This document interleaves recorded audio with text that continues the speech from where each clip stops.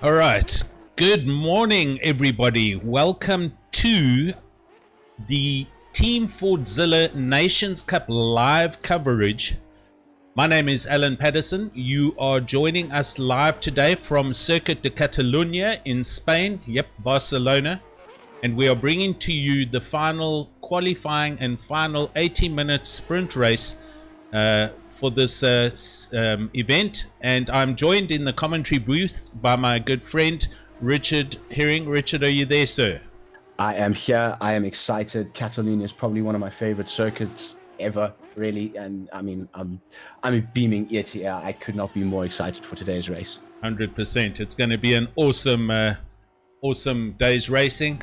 These cars look fantastic, and you join us at the start of qualifying, so a couple of things we're going to get out of the way as soon as possible. The car specs, Richard, so let's have a look at this car quickly, and we'll see. Let's talk about the detail of this car. Well, we chose this car purely on the basis of really a couple things. Obviously, we wanted to choose something that would put on the best possible show for Ford. But yes, I think when I saw that it comes with a Cosworth engine and a V12 at that, I jumped. This 12-cylinder engine sings, it screams. When Ford said to me, "But we don't sell the RS in this country," I said, "But look at it. Look at it. Exactly. Look at it. Like this is the car we have to use for our final. I mean, there's absolutely no doubt about it. So this is based on it is a fictional car in the game terms, but the Focus RS Mark II Super Cup. What have we got here? 12-cylinder mid-mounted Cosworth engine, 6-speed sequential gearbox, 1,075 kilos with the driver. So super lightweight, super performance orientated. Absolutely. 9,000 RPM rev limiter. So we were discussing last night, it revs like a motorbike, basically. Exactly. Yeah, and the 600 odd brake horsepower. I mean, the torque that this thing must produce is unbelievable. I mean, there's one of the reasons we're not doing a standing start is it actually, I mean, holy crap, when it pulls away, it's actually quite something. It is. A rolling start's just possibly safer for the drivers and for the damage model of AC, because obviously this not being ACC, things are slightly different. It's gonna produce a great spectacle of racing, and hopefully everybody enjoys the coverage. No, 100%. And the liveries as well. I mean, there's some absolutely spectacular liveries on display. Ryan Barrington-Smith's livery at the moment. He's obviously the previous event's champion. This obviously being Ford South Africa's second run into some racing within South Africa. They really want to get more involved. They're looking for ways to bring things with more excitement. And this is it. This is a chance for 3 South Africans to actually take on the 5 other nations represented by Team FordZilla. This is probably, for me personally, the main prize, the chance to actually get sat down in an exclusive race with these guys and to test your mettle and have the potential option to be offered a contract with them. You know, if you're willing to test your mettle and go the extra mile, you could actually end up calling yourself a professional sim racer at the end of all of this, which, if you had told me, 16-year-old me, all the way back when that was a possibility, I probably would have also been quite excited by an event like this. You know? 100%. So, as we see that Ryan Barrington-Smith does go quickest at the moment at 37.7. We've obviously been watching the coverage, the practice sessions for the past 2 or 3 days. And I haven't seen anybody sub the 38s. So we've already got a few people, a couple, including the official legendary Mr. Charles Wilkin, who's here. And look at that livery. That is an exact duplicate livery of his real racing cars that he's used over the past couple of years. And that looks awesome. He had that commissioned, obviously, by one of our awesome sponsors, Silverleaf Digital. They absolutely killed it with his livery. And he gave them a very simple brief. Make this. Yes. And he gave them just pictures of his old car. And I mean, I even said to her when she started presenting all the photos in the Ford Discord, the nostalgia levels that I'm having right now, exactly, an in-game version of this car to produce to this extent, I'm staggered. I'm floored, frankly. It is. It's mind-blowing. A couple of other ones, we're just going to go through them at the moment.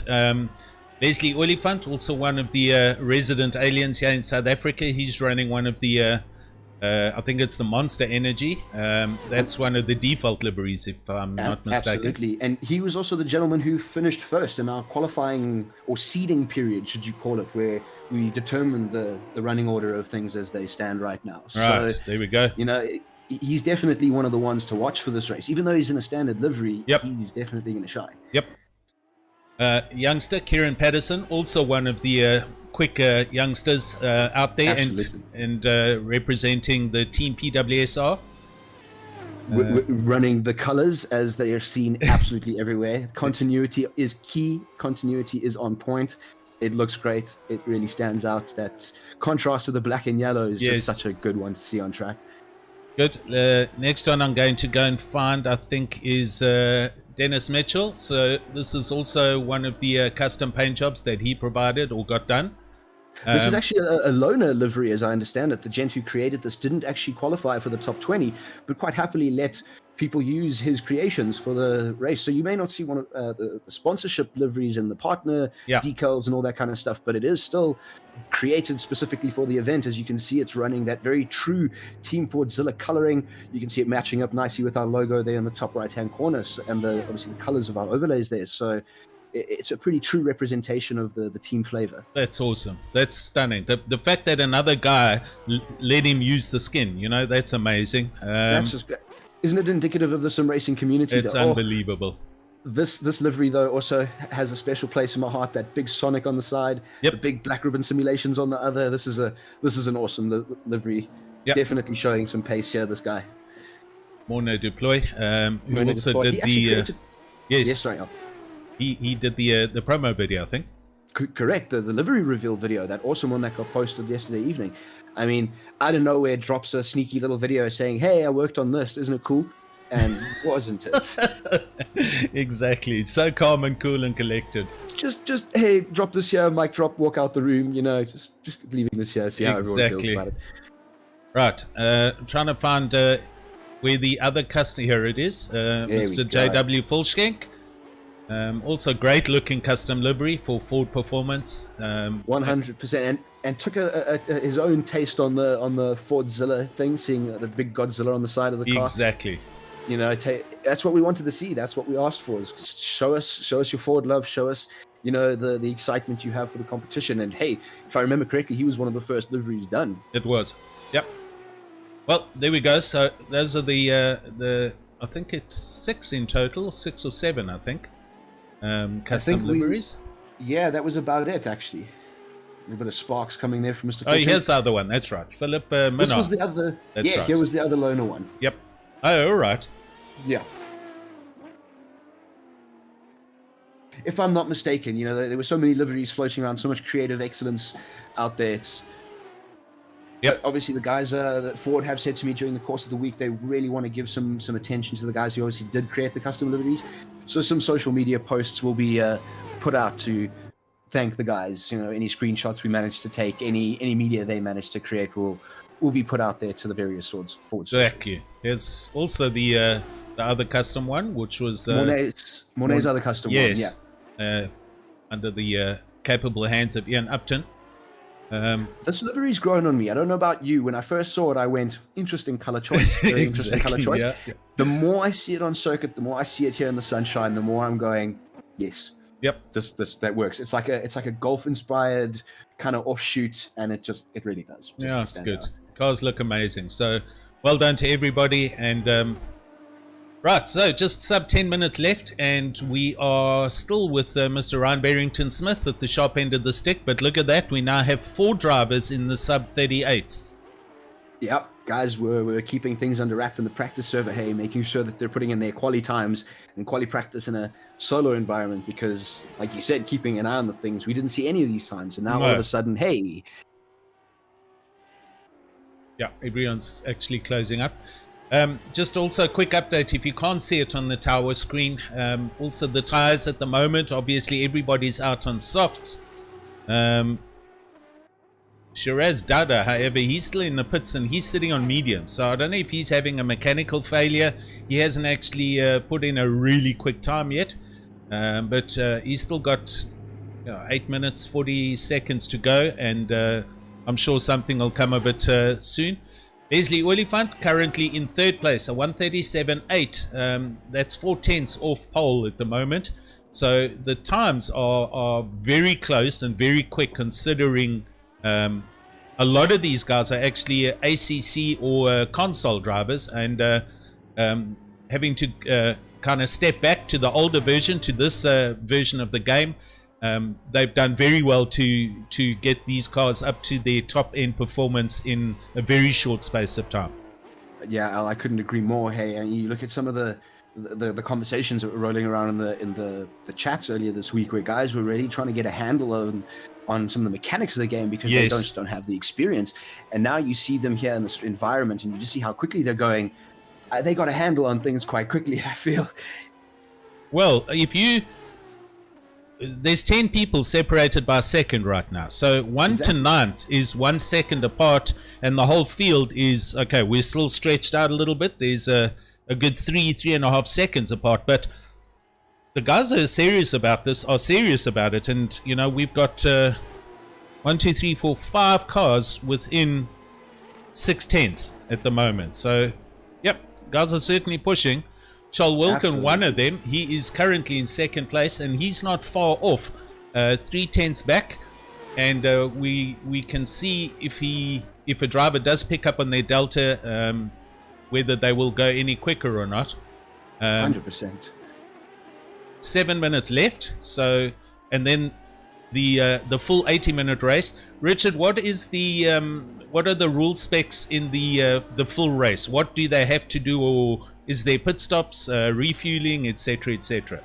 No, to keep things as simple as possible, we're looking for, you know, more of an overall strategy rather than forcing the guys to take a pit stop. They feel they can run a full race without stopping. We're going to let them do that. FordZilla ultimately want to see if there are 3 South Africans out there that can, you know, be put through the white hot crucible that is motorsport at their level. So no pit stops will be required, but they are obviously welcome to take. We're also going to be using the World Touring Car rule sets, so we're going to allow a little bit of rubbing and racing, a little bit of paint swapping, but anything serious is going to be looked at very, very strongly, as well as any repeated infraction. Should a driver bump another one more than 3 times in a corner or something along the lines, right, they're going to pick themselves up a penalty. And obviously from that point, really standard racing rules apply, such as rejoining, yellow flags, all those kinds of things. I mean, if you're familiar with the GT3 racing environment, touring car racing environment, DTM racing environment, you'll be pretty familiar with the rule sets that we're going to be using here today. Good. Sounds awesome. I just picked up on this. Tristan de Dombrugge in the red Martini livery. That is a stunning looking car. Absolutely. No, he's absolutely one to watch. He this is also possibly one of his first races, I think, ever in, as you can see him getting a little bit loose there. This is his first ever, if I'm not mistaken, his first online race in AC. He has no experience in it. He is also a console driver that transplanted across to PC, but only in the days of ACC. So that he has next to no experience in this game whatsoever. He purchased it for this event. So very, very quick driver, but I worry his maybe potential lack of preparation hurting him a little bit in the long run, seeing as some of these other drivers have done not economy runs, but fuel usage runs. So they know exactly how much fuel to put in the car. I feel he may be a bit short, not knowing what his overall strategy is going to be, relying on just driver skill and talent. Might not see him through to the end of the race. Okay, right. We're currently watching James Leach. James Leach, part of a large sim racing family that races in one of the local South African leagues. He is extremely quick. I would have expected to see him in the top 10, so I think he's also one of the drivers that is still coming to grips with the car and the performance, the handling, etc. But Racecraft, a super quick driver, races with his brother and his father, in fact. Great stuff. And they have a huge team as well, a backing team that's OC Breweries, if I'm not mistaken. He has a craft beer brewery company up in Johannesburg somewhere. Well, that's a good sponsor to have, I suppose. Exactly. Right, who else? Oh, Dennis Mitchell returns back to pits. Nico Zephyrus, also in the pits at the moment. I haven't heard from this chap. I'm not too sure what his background's like. And then also Dylan Tarbotton. He's currently out in the Lenovo Ford. Also good looking car. Down in 15th place, but a good 2 seconds off the pace at the moment. Yeah, I think what it's going to come down to at this point in time, especially during qualifying, when you can see the level of preparation, guys are going to be running a empty fuel load for this. This is maybe, like you said, the guys you expect to see being a bit quicker. Maybe Yes. they didn't get a handle on the front wheel drive. Obviously the power we spoke about earlier, this is still a front wheel drive car. So all of that power that we spoke about earlier is being put into the exact same wheels that are doing all the steering. So no, these are rear wheel drive. Sorry, you've got that. Have these been converted? Yeah. No, well, then that changes things. Yeah, Yeah. Mid-engine, right, but rear-wheel drive. Here you can see him, he's up on his delta. If you look at the top right-hand corner, his performance delta is half a second up. So there he goes, and he pops up into 13th place on that lap. Stuff. Sorry about that, Richard. I thought... no, it's a bit of correction there. No, please, if I have the specs wrong with the car, please correct me. I love this thing. I want to have it right. I will be driving it more on my own just for the pure enjoyment that this thing brings. If people are interested, we can make the link available for where you can actually find this car if you want to drive good point. Good point. Exactly. So Shiraz Dada is finally out on the track in the white Martini livery car. Here you can see him. This is his out lap with just on 2 minutes to go. I'm going to go back up to the sharp end of the stick now. So you can have a look for yourself. The performance delta on the top right hand side, just above the Ford Performance logo, you'll see there's either a red or a green number, and that shows the current delta on this lap. He's currently almost 1.5 tenths down on his lap. So and there starts the new lap, so it goes back to 0, and that's how we know if they're on a quicker or a slower lap. So it's something a little bit for the viewers, a little bit of coming together. Unfortunately, by the looks of things, potentially that's not what you want to see in qualifying. Guys need to stay as far away from each other as possible. John, this in this last few closing minutes, so obviously we're using a fictional car here, and it's purely just due to the incredibly rich modding environment that Assetto Corsa offers us. It's honestly staggering to see what guys have gone and done and the lengths guys have created. I mean, I got to drive the Samola hill climb for my own fun the other day for nothing other than just, hey, it's a South African little stretch of road, Awesome. But, it was purely just for that. But one of the things personally, I don't know, Ford make the Sachs Racing Ranger, that really hectic racing truck that we saw in the opening stages. The opening video, yes.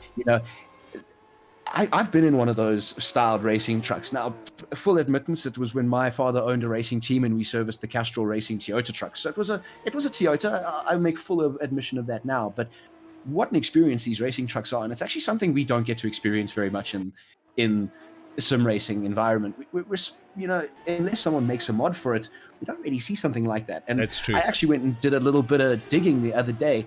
I'm a big fan of the Dakar personally. I watch it absolutely every year, and now I'm going to be putting my son through it as well.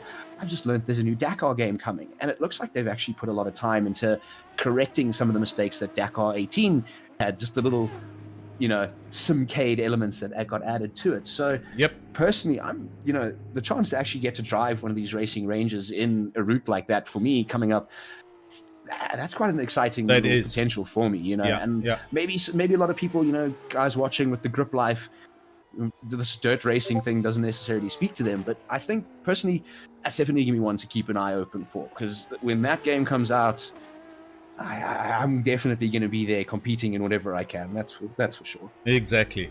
So here we go. We're into official quali overtime. Qualifying has finished. There are still a couple of drivers out there. They've got, I think it's 2 minutes overtime to get the car back to the pits and finish the actual lap that they're on. Final clue is we're watching here. He's currently 2.5 tenths down. I'm going to have a look. Nick Hodgson, he's still out on a lap. And there he's just finished his lap. He's in 6th, and that's over for him. Morna Deploy is still out on a lap, and he is 8 tenths down, so he's not going to improve.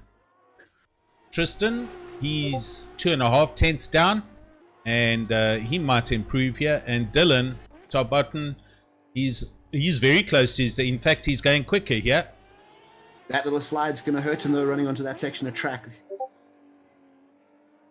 Hopefully not. Doesn't look like it has. I could be wrong. Looks like he's kept it composed. Where's this going to put our man Dylan? Oh, this is helping him. Oh, right at the end. Commentator's curse. You saw it happen, eh? We did it. Oh, shame, man. We did it.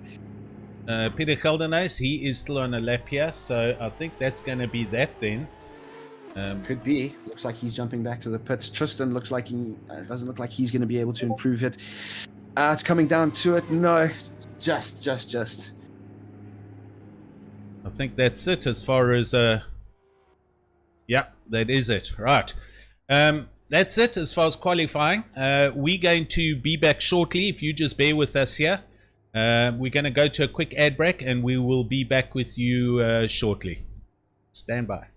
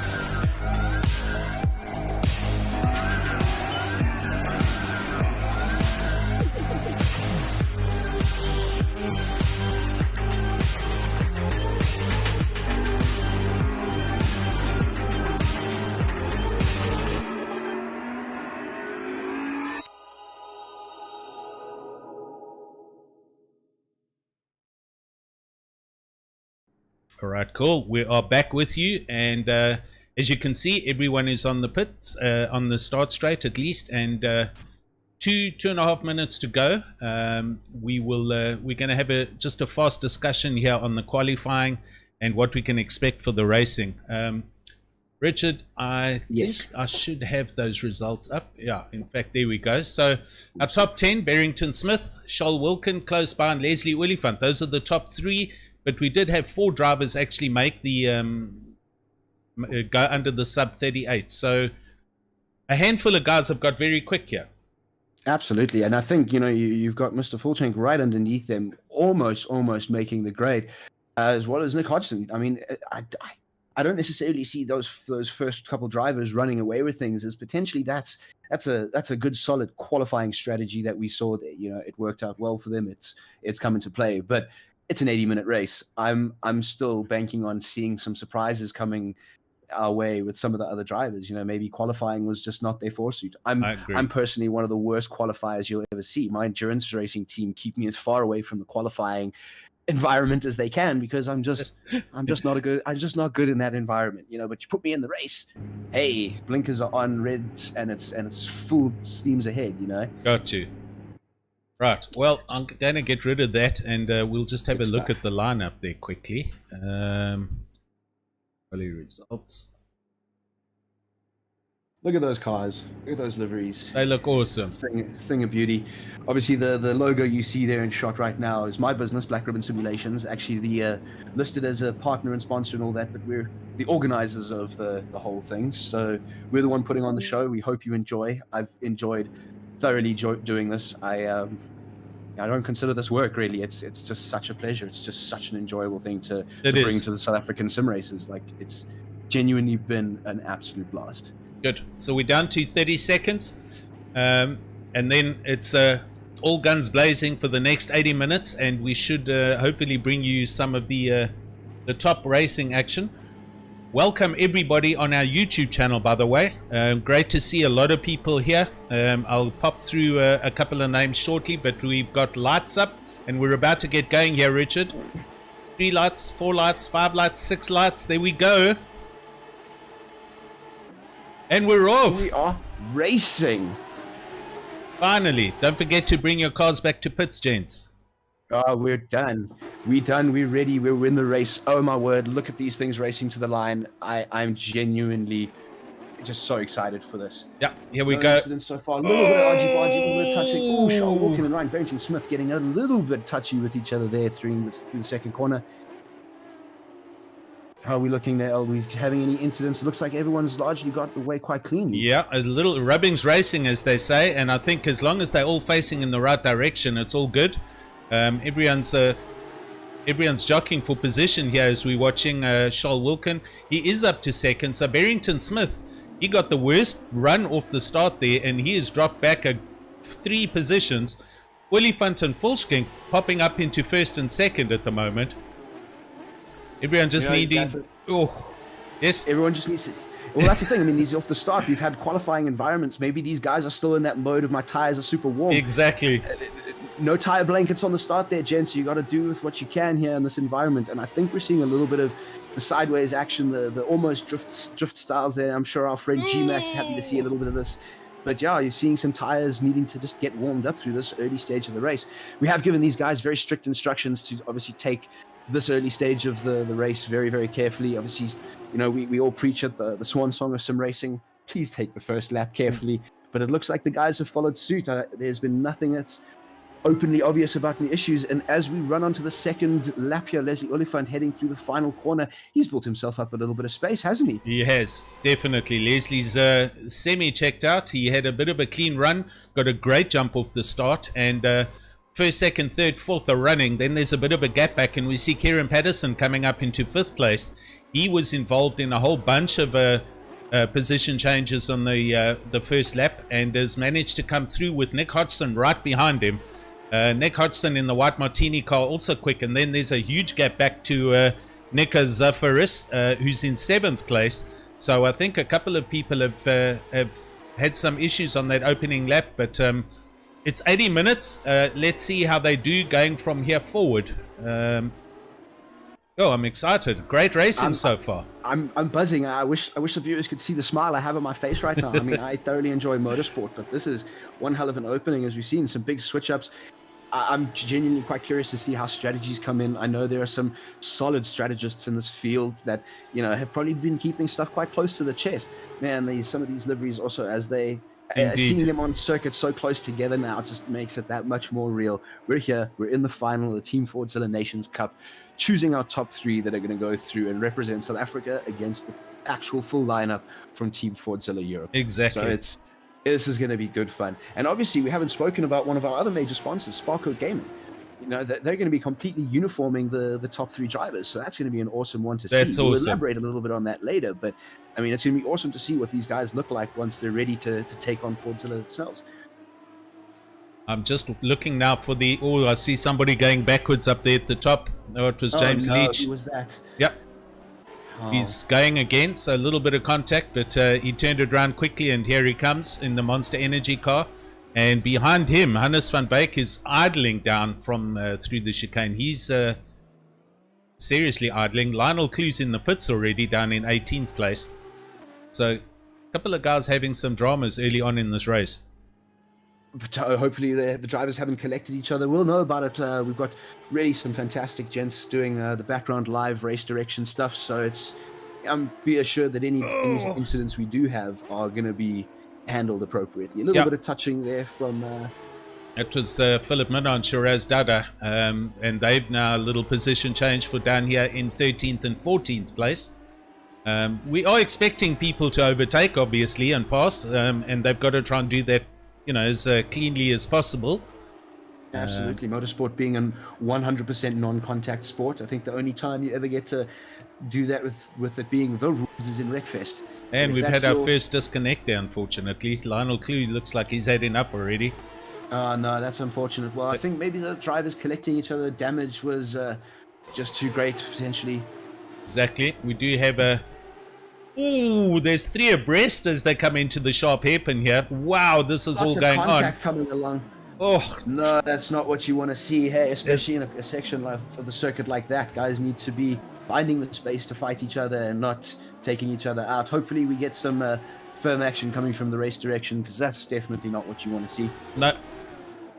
Look, I know the guys are racing, but they do need to obviously abide by some certain laws and regulations. So our racer director, I'm sure he'll be able to look after that going towards the end. But here we go. We are a good couple of minutes in. What I can tell you is we've got a couple of different strategies out on the track as we watch Leslie now 1.5 seconds up the road.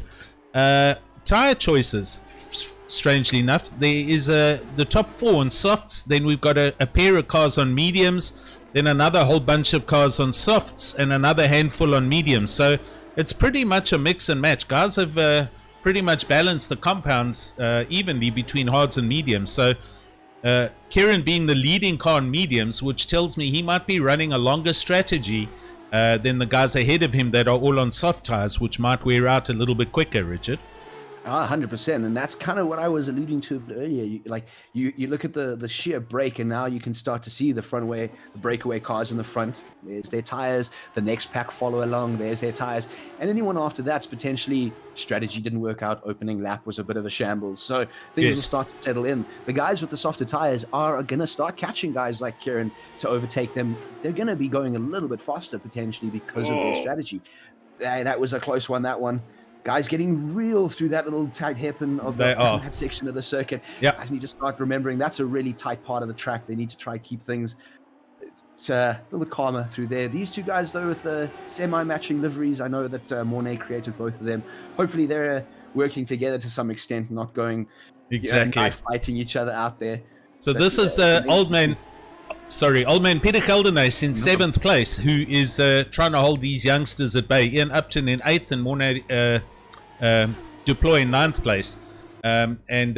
Here we see Mornay coming out of the slipstream and going up the inside of Ian Upton into T1 and makes the pass stick. So there's a nice clean pass there. That was a great bit of driving. He must have got a much better drive out of the final turn. Absolutely, to have that space on him that he does now, I mean, he definitely got a fantastic run, and that slingshot definitely helped him with being able to pass him in that last section of the track. This being such a long straight on any calendar, really. We're going to go to the replay and we'll catch a good look at that. We see him down this inside next to the pit wall. Both of the blue and pink cars side by side. He outbrakes Ian Upton into T1, and that pass is done. Yeah, that's what you want to see. Get it done under braking, keep it nice, keep it clean. That was a really, really clean move. Also, going to just take this opportunity now to say welcome to everybody on the YouTube channel. Robert Wentworth is there, Steve Koenig's there, Stanley Fenter. Good morning, everyone. Keegan Sanderson, Yolanda's there, Gareth Hawkins, hello. Hello. Ryan Hill, welcome. Rob McCall, yep, Sayed. Sebo Maloto, welcome, sir. Tommy Leary Moss is there. Wacky Wayne, Jason Luck, welcome, Jason. Glad to see you here. Andrew Rackstraw, how's it? Henry Hornay. Dean Kabasa's there. Ati Nachel, everyone's here and supporting the various cars. Look here, Mornay Deploy attacking Peter Geldenhuys. I think he's going to get it done under braking again. I agree. It looks like he's got enough space. Oh. He's going to have the space. He's going to make it stick. It's all on him now. Great pass. Stuff. So Mornay 2 positions up from 9th to 7th, and managing to get in control with this car and the controls, the power, and he's very comfortable out there and making up positions. Absolutely. I mean, there we go. A guy on soft compound tires having a little bit of a squiggly there as he comes out. Such powerful cars. No amount of rear wing gang is going to help you in some of these sections if you get too heavy footed. But yeah, he's really keeping it clean. Clearly someone who's put the time in, put the laps in. He's looking really comfortable in that exactly. Car. Ian Upton here at the back, still fighting with Nico Zafaris. Great to see people still dicing and trying to get by and make passes stick. A couple of people also in the pits and DNF'd already. Tarbotton's gone and Lionel Clear's left. Shiraz Dowda 2 laps down. These guys clearly battling with this. Minnow and Geldenhuys, we got another position change for Peter Geldenhuys. Oh, he's just had a drama somewhere, Peter has. Oh, that's unfortunate. Do you think he might be carrying damage that's affecting the aero, just choosing not to try pit? Doing the responsible thing, letting the drivers come through. He's not rejoining in their way. No. That's really what you like to see. Yeah, listen, Peter's he's well brought up as far as the sim rules and mannerisms go. So good stuff. Letting the quick guys get going until he gets himself sorted, and he's dropped all the way back down to 13th. So he doesn't come into pits. So I think the car's okay, and he's going to continue. So there we go. That's touch of class. That hey, if you don't need to, crack on, get the job done. Exactly. Nick Hodson. These kinds of things weigh heavy. The guys from FordZilla who will be watching these things, there's a lot of that weighs into a decision to come into a professional team like this. So it's going to be really awesome to see. And I mean, they've been around for a while. 2019, they got founded at Gamescom. They've been around the block, so they definitely know what they're looking for in a driver. Exactly. So let's have a look quickly. A recap was the 1 hour, just under 1 hour, 10 minutes to go.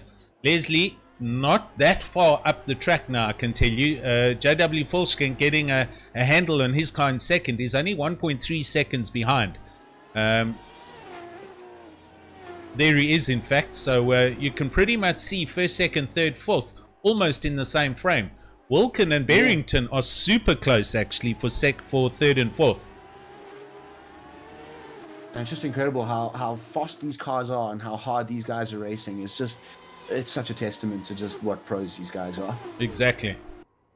So big gap from Barrington back to Kieran Paterson. That gap at 13 seconds. There he comes in the background. Oh, look here. Barrington's having a look. Decides to move back in behind. And Charles Wilken having a pile of pressure put onto his car by Ryan Barrington-Smith, who's pushing super hard in the red car in fourth place. And this is essentially the final counting position for this competition, Richard. It's top 3. Yeah. I mean, Charles right now has pretty much got to defend his standing in this thing. I mean, if he can get in front of Mr. Volchenk, in front of him, he's going to be in a lot better position. So would Ryan. But, I definitely think that right now, number one on Mr. Wilkins' focus is to hold this position, to make sure that, and even if he does concede the position, to stay close enough to Ryan, to Mr. Barrington, to actually strike again if he needs to. You don't want to exclude yourself in such an early stage, but he does need to start thinking about the fact that yes, he's in that final chopping block spot. Exactly. And look, we've still got the best part of 67 minutes left of this race. The drivers also need to keep that into account. There's going to be a strategy coming into play. Somebody's going to put at some point, or they're not. We're not sure. We don't know what their strategies are, and that is also going to shuffle the podium up depending on who does pit, if they pit, and when they're going to pit. Oh yeah, I at this point in time, I'm getting excited for the pit stops, just simply because then we get to start to see an indication of, damn, where's this grid actually going to fall? How are things going to start to lie? Because, exactly. Someone with one of these medium strategies could have put the time in and figured out something that the rest of these guys hasn't, that this car performs under a certain way. It's like ACC in the Bentley. A lot of people don't know that thing is the most kind, gentle, nurturing soul to its tires that you've ever in your life. So doing stints well past where you think the tires are going to let go is extremely possible, because it just cuddles its tires the whole way through. And problem is, it gets to a point where then you reach the cliff edge and then it goes, no, you're dead now. But maybe that's the same thing with this car. Guys have gotten to a point where they think the tires let go. They think that they can't push anymore, but actually you can. Actually there's a little bit of rubber left on these things. 100%. So we're currently sitting in cockpit with Mr. Hannes van Wyk, who is in 11th, looking ahead at Tristan de Nobrega, also fighting for 9th and 10th with Dennis Mitchell. And a great view from in the car and what the drivers are seeing ahead of them. And also hearing the sounds. Dennis Mitchell running a little bit wide there, and Tristan de Nobrega looking for a position to try and make up positions and make the pass stick. I know Tristan quite well as a driver, and I know he's a very hungry individual. There's that term, when there's blood in the water, be the shark. He's definitely smelling some blood, and I think he wants to find every opportunity. He's also going to put a lot of pressure on him, maybe just force a mistake. Like they're getting a little bit of a rotten exit, that's going to hurt him. That's definitely not going to help him in the next couple of corners. This is also such a flow circuit that if you really don't get these next few corners right, that long straight coming down the hill after the fast right-hander, you're done. You're mincemeat. The guy's going to have you. So that's an important one to think about. Tristan's putting a buttload of pressure all over the back of the driver in front of him. Dennis Mitchell's going to be hard-pressed to, unless he's the Iceman, that pressure is going to start to get to him. And he's bringing Van Wyk with him. So the three of them are all within towing distance of each other. So the slipstream is going to come into play now. Exactly. Mr. Van Wyk could actually find himself having an option on both of them if the other two drivers aren't careful. Here we go. It's the nature. Oh, he's having a poke. It's Hannes van Beek. He's super close. Tristan's off the back, but Hannes is close into the breaking point. Tristan runs defensive down the middle. Hannes decides to stay behind him, and they peel off into T1. Single file. He's going to take that battle to another lap later on. Yeah, a big part of racecraft, I was always taught when I was growing up in karting is you don't dive, if you don't need to dive bomb, or you don't need to force a move, you don't. Sum up your opponent, line him up, figure out where he's slower than you in certain sections, and that's where you strike. Drive past him, don't dive bomb past him. And I feel like you can see a lot of that's what these drivers are doing. They're sussing out the drive that they've got out of the corners compared to the guy in front of them. And you can definitely see Van Beek is starting to size up Tristan a little bit. I think he's starting to have a look at where Tristan defends really hard, ruins his drive out the circuit, out the corner. I think that's where we may see Van Beek strike. Yeah, watching Ryan Barrington-Smith now, again on the back of Wilken. And look, Wilken feeling the need to run down the middle of the track. So he's not giving Ryan Barrington-Smith any clue or any idea what side he can actually pass. And Ryan comes down behind him into T1, T2. Still single file, but they're close. Volkskenk, Wilken and Barrington-Smith 1.5 seconds apart for second and third place essentially in this competition. Leslie up the road by 2.5 seconds. Leslie's just he's found that space he needed. He qualified high enough up, and he's just what would you call this? Just getting the job done. Yeah, he's just cracking on with it. Absolute touch of class. Absolutely professional. I mean, he really, when he needs to turn it on, he turns it on, and we're seeing that here today. He's really just, I mean, he won the recent 4 hours of Bathurst, if I remember correctly. He was in the winning team. So I mean, heritage, it's there. Well, should I say pedigree? He's definitely got the pedigree to win something like this. So he is super quick. Yeah, it's his to lose at this point in time, frankly. That's it. Again, it'll come down to what strategies are in play for the pit stops, if any, and then, if he maybe drops his concentration levels, maybe loses focus a bit, misses a braking point and goes into a sand trap, these three are going to have him, and then the dice for first place is all on again. Absolutely. Well, that's motorsport. You call it the white hot crucible. It tests you, tests the nerves, tests your breaking point, because you could completely come undone being in first position, having that one mistake and having these three catch you. All your hard work for the last 15-20 minutes is completely undone, and now you've got to start all over again. It's a mental game at this point. You've got to dust it off and keep on going. Right on the hour, 60 minutes left, and some gaps now starting to show, quite substantial gaps between the guys, but that was always going to be expected. Absolutely. A couple of people have had one too many dramas and they've disconnected. James Leach Sr., who I thought would do rather well here, he's struggling, so he's down in 15th place and currently last place. Oh, look there, Tristan de Nobrega into the pits. Oh, no. Do you think there's been an issue? I don't know. Or this is his pit stop, but he is in. We'll go to cockpit camera. Oh, no, he's gone.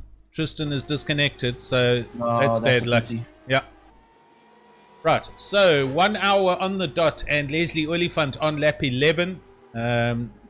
Quickest man on the track at the moment. JW Volkskenk in second place under a bunch of pressure from Charles Wilken, who is under even more pressure from Ryan Barrington-Smith.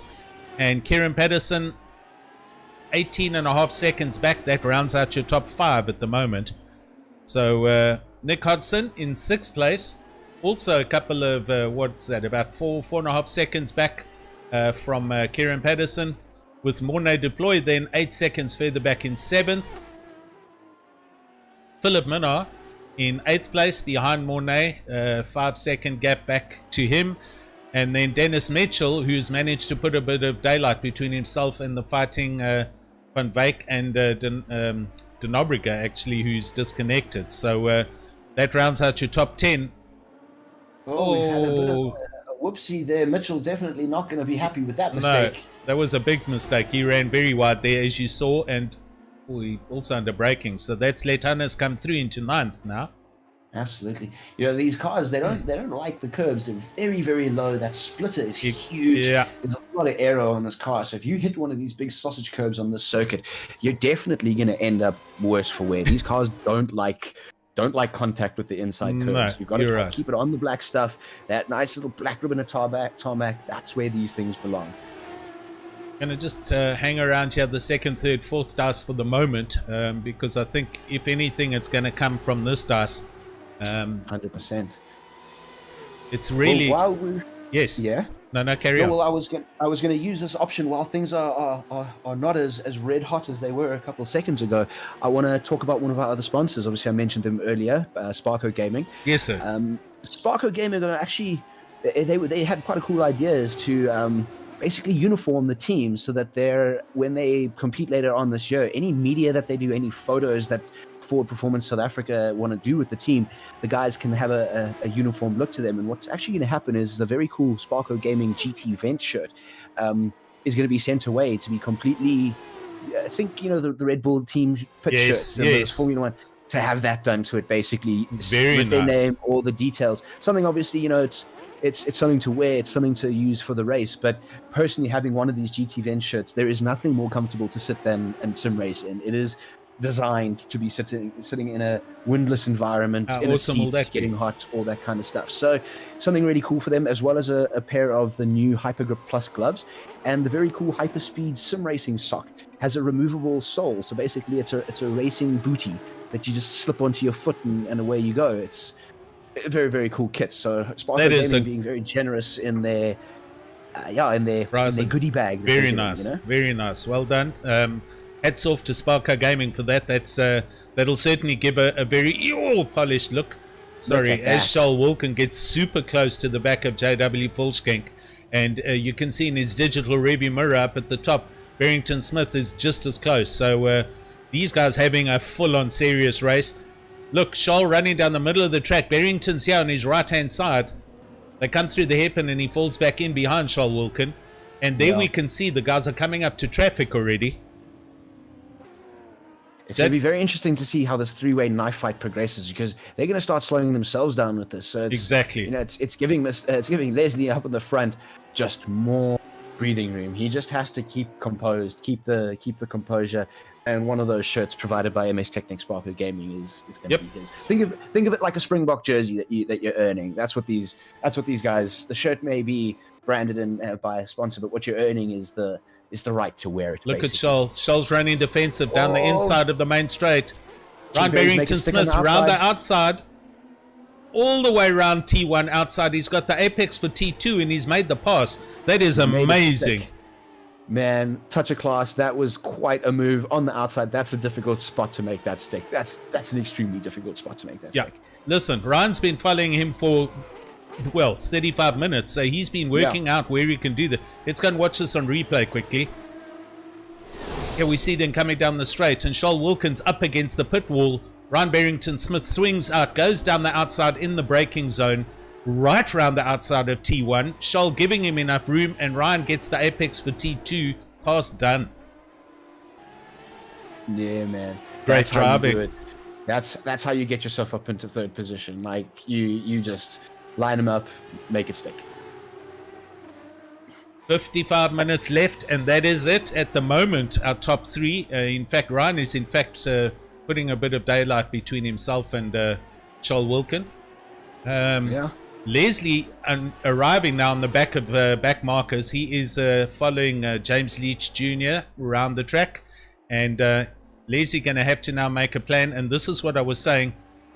It's the lead driver's responsibility to make a neat pass, and James does get out the way and allows Leslie to go through, and he is 139 race pace, and that gap 4 seconds up the road at the moment. So not out of reach from JW Volkskank, but Leslie certainly got some comfortable breathing space separating him from the following drivers. 100%. I think he can start to breathe a bit deeper, start to focus on more just playing the Mr. Consistent, playing, keeping it on the rails, because that's what's going to get him into this. Because the more the guys behind him battle, the more he needs to keep things together. As we see some crazy amount of some glowing from these brake discs as these that looks awesome, hey? Down. Wow, man, it's one of my favorite things. How white hot these brake discs, not just red hot, these things get white hot when they try stop. Yeah, like at the moment, I mean, as you can see, Barrington pulling a bit of a space between Charles Wilkin. Maybe Charles was doing his best to defend, but I mean, you can't defend for the full 80 minutes. No. So Barry's now sprung. He's going to be chasing down Mr. Fulchenk now, and Mr. Fulchenk's going to be under some pressure soon. And he now is also coming up to James Leach, so it's his turn now to start cutting through the traffic and to try and do this as cleanly as possible.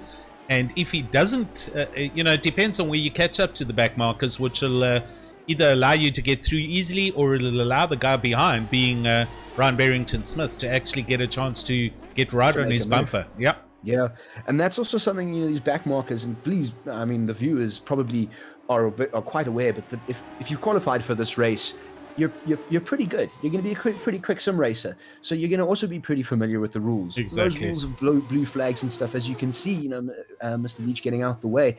He gets out the way. It does. He did it safely. He did it predictably, and he did it in a very obvious style. That was never our instruction. As long as you move out the way of the faster driver or the lapping driver within 3 corners, you're fine. Not one of these guys is going to struggle with that command. They're all going to be very respectful of that ruling and stuff like that. Because, like I said, if you're in this race, you're pretty familiar with these rules. This is not something new to you. This is not something you've had to learn, as well as some of these guys actually having real-world racing experience. Yes. So flags that they're used to seeing in the real world as well. So it's something I had no doubt in my mind, giving the driver's briefing earlier today, that was not something needed to be overly explained. As we can see, Mr. Leach following through, he's honestly just not skipping a beat. No, well-behaved driver, and does his best, enjoys the sport, and when he is on form with his racing team in the series he races, I can tell you he's regularly in the top 5. No, magic. So, yeah, unfortunate for him being very far down, but nonetheless, he's out. He's doing a true representation and doing well at it. Mitchell having a problem. No, Dennis Mitchell in the pits. So Dennis Mitchell is pitted. There he is. And so we're now starting to see, and he's out again. So that's a real pit. He has either done a refuel and or tire change. So there we go. We are seeing some pit stops starting to happen. Peter Geldenhuys as well. So we're at 51 minutes. I'm kind of expecting, if people are going to be doing the pit stops. Wow, look in the background. Volskenk. Oh, look, the traffic. Oh, here we go. Ryan Barrington-Smith is right here. Volskenk running defensive up the inside of the track. Ryan doing it again round the outside. And again round T1. And this time he doesn't make it stick. Volskenk hangs on to his pace, and he stays in position. But the guys are racing. There's absolutely nothing they're leaving on the table. They are bringing it all. I mean, to try and make that move in twice in the same little section of the race. Exactly. I think that shows a certain amount of determination from Ryan, that he just wants to get past this guy, and he's willing to do it in a spot where he knows he's able to do it. He's made it stick. And I'll tell you personally, from being overtaken and lapped by Ryan Barrington-Smith, he's definitely not one you have to worry about appearing in your rearview mirror. You got the blue flags. Be predictable. He's going to get past you. It's not going to be something you have to worry about getting punted. You know what I mean? Yeah, but he's also showing a great turn of pace here, because he has closed the gap up to JW Volskenk quickly. And here again, you can see through the third sector here at Circuit de Catalunya, he certainly gets very close, and that helps him to get the drive out of the final turn down the long start-finish straight, which is what he is... that's his plan. His plan is to streamline into T1 like he did with Charles Wilkin a couple of laps back. Yeah, no, I mean, it's Here he goes. It's going to be it. It looks like he's having a fantastic drive out, and he's in that slip. There's absolutely nothing that Volskenk can do about it. He can't weave. Oh, he's got the slingshot. I think he's going to have it. Look at that distance indicator. He's definitely going to have the drive. He might even get it done before the corner. No, he doesn't. He just needs to hold it. He's going to have this inside line, a little bit of contact. Oh, Volskenk did well to stay there on T2. Wow. Holding on, white knuckle racing. Look Great at that. driving. I mean, could you ask for anything better through that section of corners? I mean, you cannot get better racing on Circuit de Catalunya than those first two corners. Exactly. And here's Charles. Charles watching this. He's in the front row and having an epic show ahead of him. Absolutely. All he needs to do is strike should these two even make the smallest of mistakes. This is awesome driving. Guys are putting on a great show. Volkskenk and Ryan Barrington-Smith both respecting each other's space and giving each other the room, but racing hard. Look at them. Here we go. Side by side. No, he falls back in behind. This is the so-called back straight. He'll just cycle down. And here comes Charles Wilkin now. You know, Charles tucked in behind Ryan Barrington-Smith in that slip. Yeah. He just needs to stay there now and may potentially capitalize on Ryan making a mistake, you know. We see H. van Wyk also into the pits from 10th. So there are pit stops taking place. When they happen is going to be different for each driver. I was kind of expecting around about the 40-minute on the dot, which will be mid-race. So I'm sure we'll see something like that happen. Everybody ahead of them and up in the top 10 all still have to do a pit stop. I'm sure they have to. I don't think you can do... I'm sure this car can't drive 18 minutes on one tank. So... no, I don't think so. I don't think it has the fuel capacity for it. But no. You never know. Maybe some drivers have figured out the economy run. They figured out that if you treat the thing gently, it doesn't chow fuel. If you're redlining it to that full 9,000 RPM, it's going to eat some fuel. But if you short shift it, maybe it lasts a little bit longer. But this is one of the things we're going to start to see after the pit stop, where strategies really start to exactly. But I mean, the car will then it'll carry a huge amount of extra ballast weight for the extra fuel. So they won't have the pace that these guys are having. These guys all sub 37s. In my opinion, they're doing a 50-50 strat, which means we're going to see the pit lane light up in the next 6 minutes or so. Then we're going to see who undercuts and overcuts. So let's see what happens and what transpires in the next couple of minutes here. I'm genuinely excited to see where this all falls. I've been looking forward to the pit stops to see how things all lay out. Indeed. Yeah, it's gonna be good. Yeah. Also great to see the performance deltas of the guys while they're racing. It gives you a good inclination of their real-time pace in the race, and a second back of their quickest lap time, so that's expected. But they're in amongst a battle with a guy ahead of him and a guy behind him, so great pace being shown by these guys. Leslie Oliphant is, as we say now, having checked out.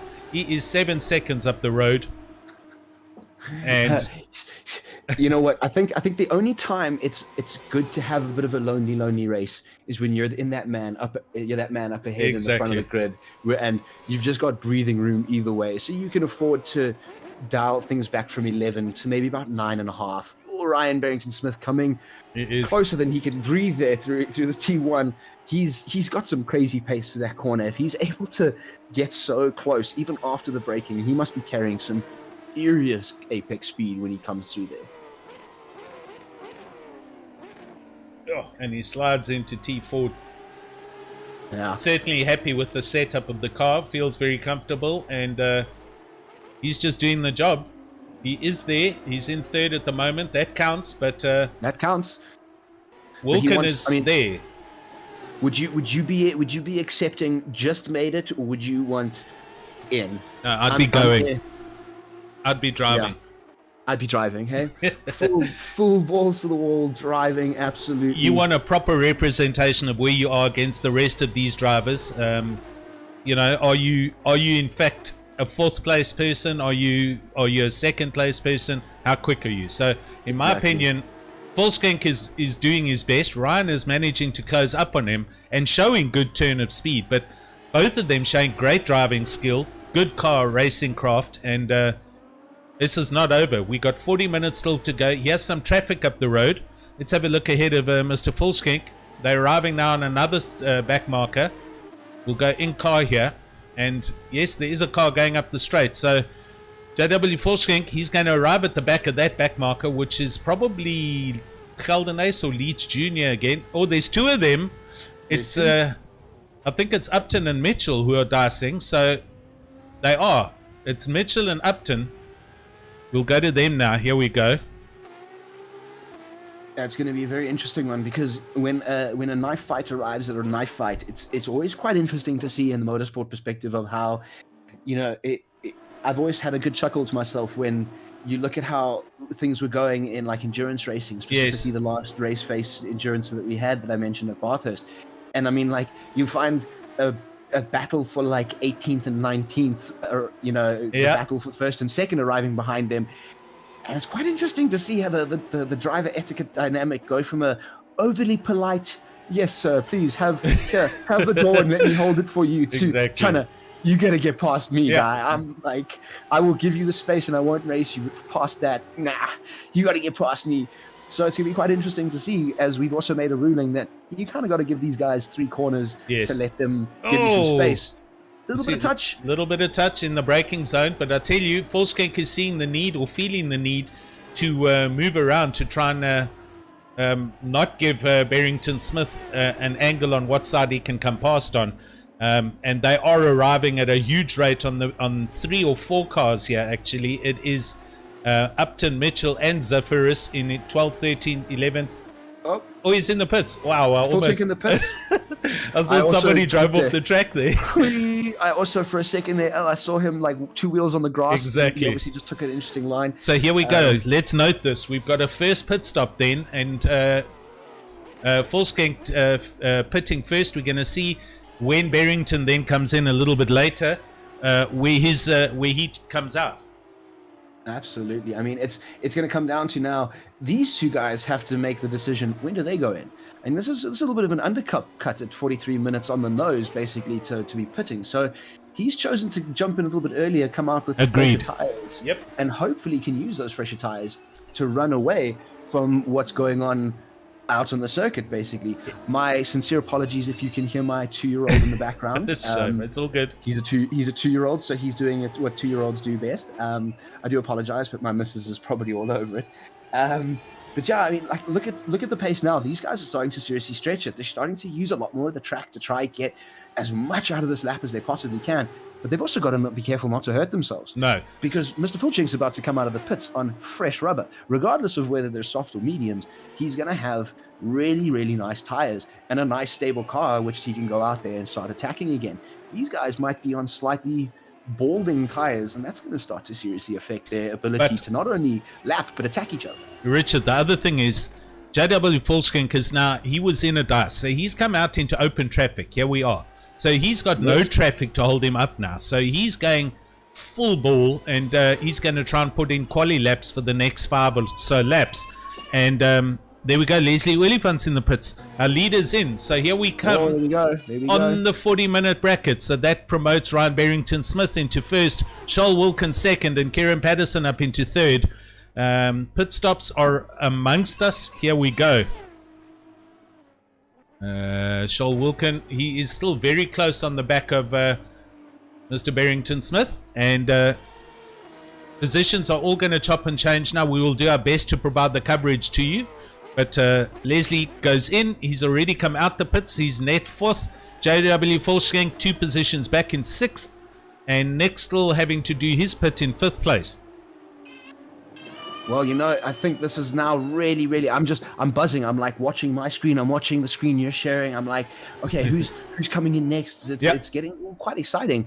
But I think, as we round into this last minute, essentially, of the first 40 minutes. Yes, sir. I think it's time. We do Is it time? Raffle. What do you think? I think it's time. Have you got that all ready? And I have everything ready. I will, on my mark, I will give you the go. I think we do our first raffle. So hold on a second. Hold on.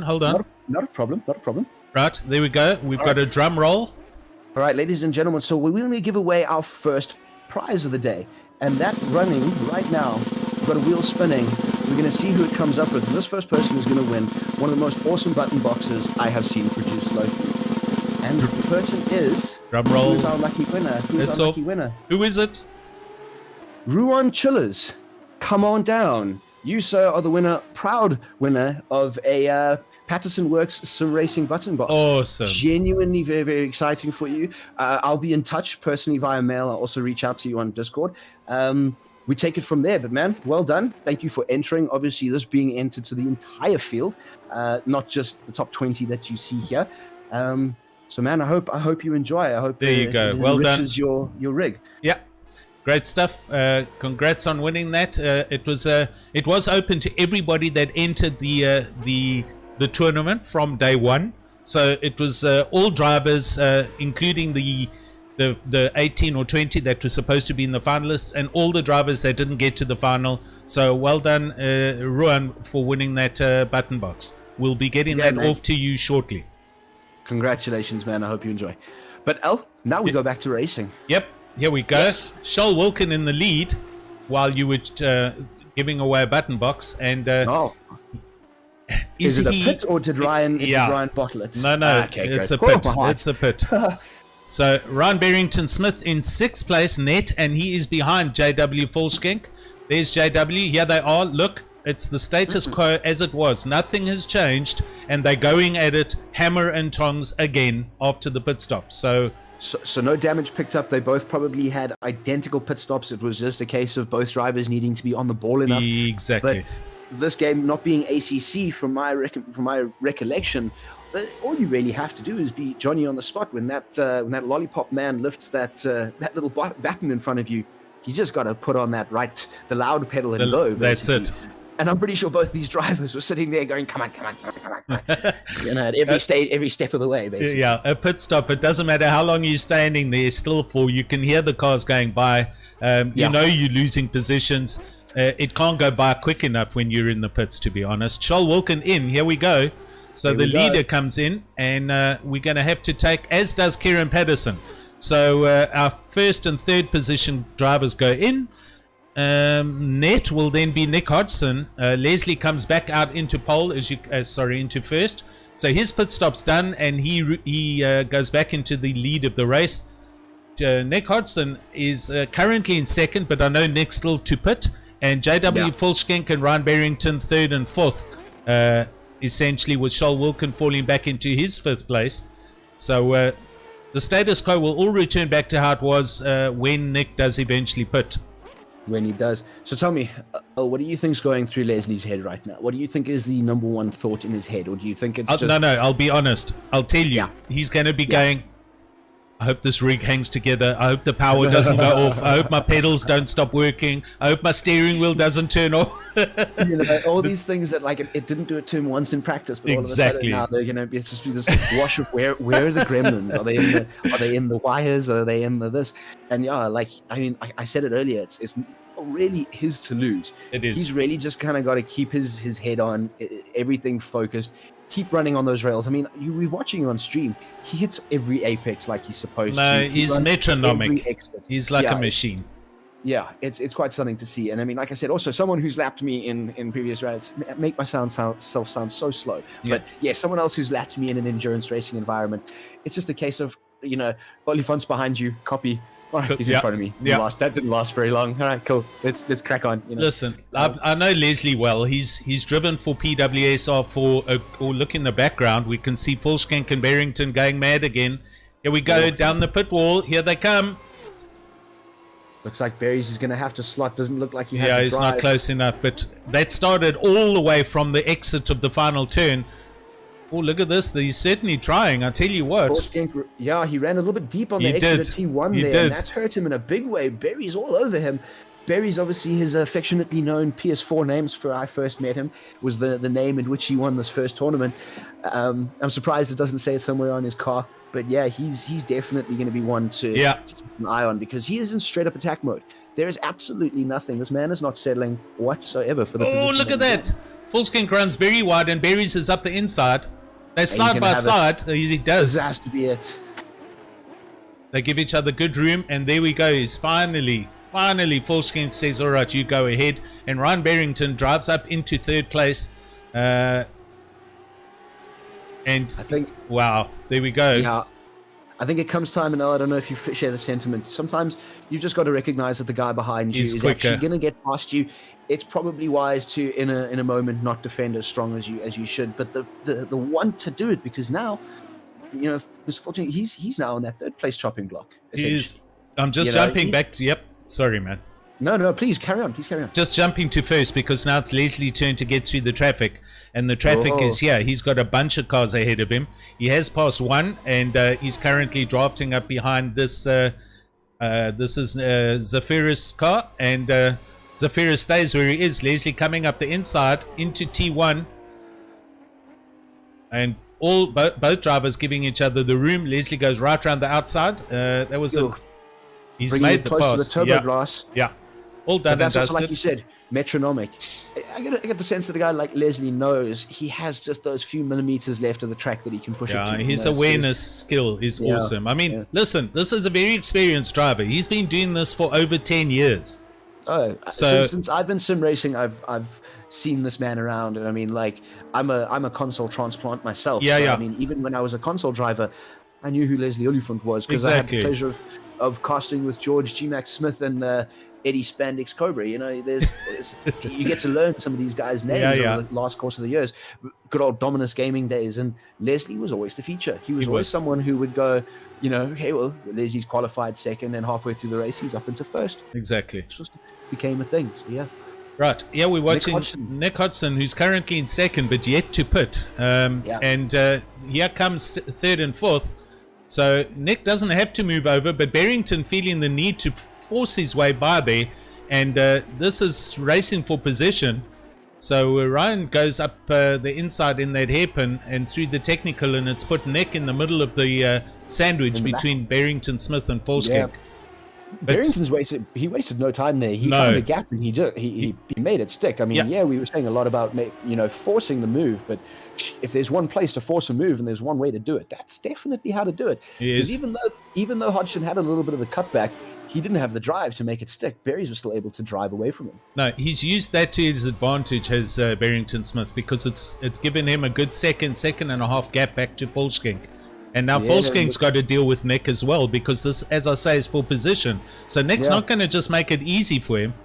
Volskink does come up the inside, and that looks like it does look like Hodgson's is capitulating a little bit easy. Maybe he's dealing with some time to pit. Probably went, I missed that pit window. I should probably go in this time. Here comes Wilkin also now. So second, third, and fourth and fifth now all together. But Nick is definitely out of track position at this point. He's one of the drivers, I can tell you, who rides with a VR headset on. Oh, well, that's quite an experience in this game, because I mean, they've had like 8 years of perfecting that, so it's quite something to see that the guys are able to race in such an environment. Me personally, I get quite nauseous driving in a VR for a while. I really hope the technology improves so it's not so close to my eyes. You know, I'm quite far-sighted, so having something so close to my eyes makes me quite after a while. The motion. But in the times I have driven that VR, it's a crazy experience. So to do that in a race must be awesome. Must actually be so awesome. They have. There's been a lot of chats with a couple of people on some of the local leagues, and they talk about doing a good couple of races, but not for long periods, 30 minutes, 40 minutes, just to get your system accustomed to the motion of VR. I can tell you, Nick also drives with the PWSR button box, and he obviously has memorized everything. So although he's got the goggles on, he knows what his hands are feeling, he knows what buttons and knobs are where, and he can adjust and change his car on the fly, no problem. You see, that's kind of also, that's next level immersion that you see some guys going for their rig. It's like you reach out and you don't need to know and peek and okay, I have the right toggle switch. Yes, that's my brake bias, that's my TC cut, that's my TC. That's but I mean, like you said, the drivers we see in this, these are not your standard potatoes that you see, you know, in some of your leagues, the Pro-Am series and stuff, the guys who come along. And I mean that with absolute love, because I'm one of those potatoes when it comes down to it. I am not in the caliber of the guys you see out in the circuit right now. I mean, I quietly qualified for my own event.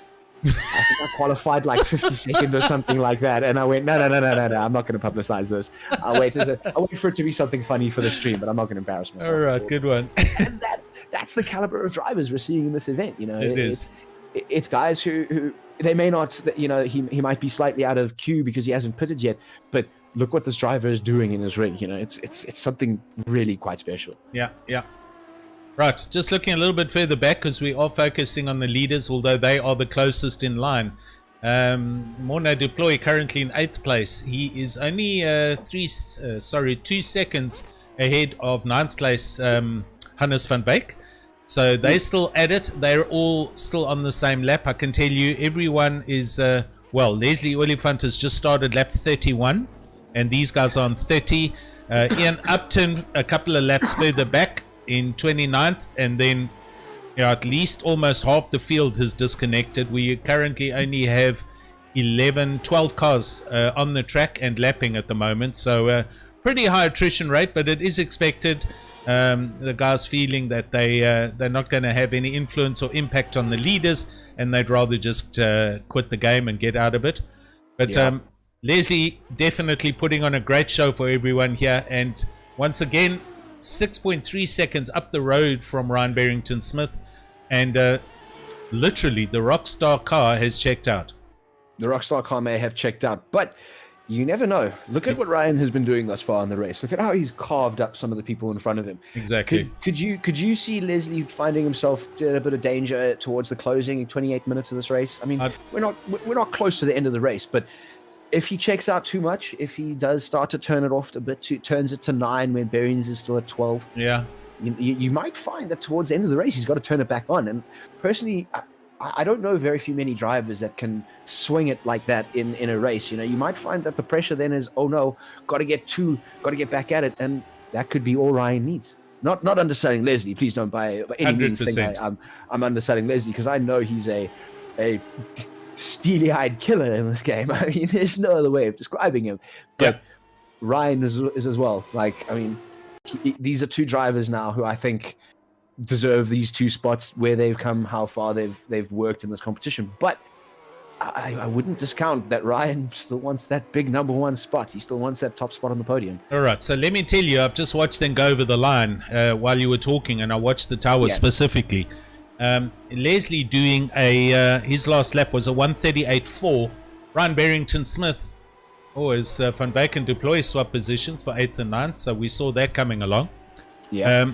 So Leslie a 38.4, Ryan doing a 38.7, but Charles Wilkins-Smith in 4th place, his last lap was a 38.3. He was quicker than Leslie.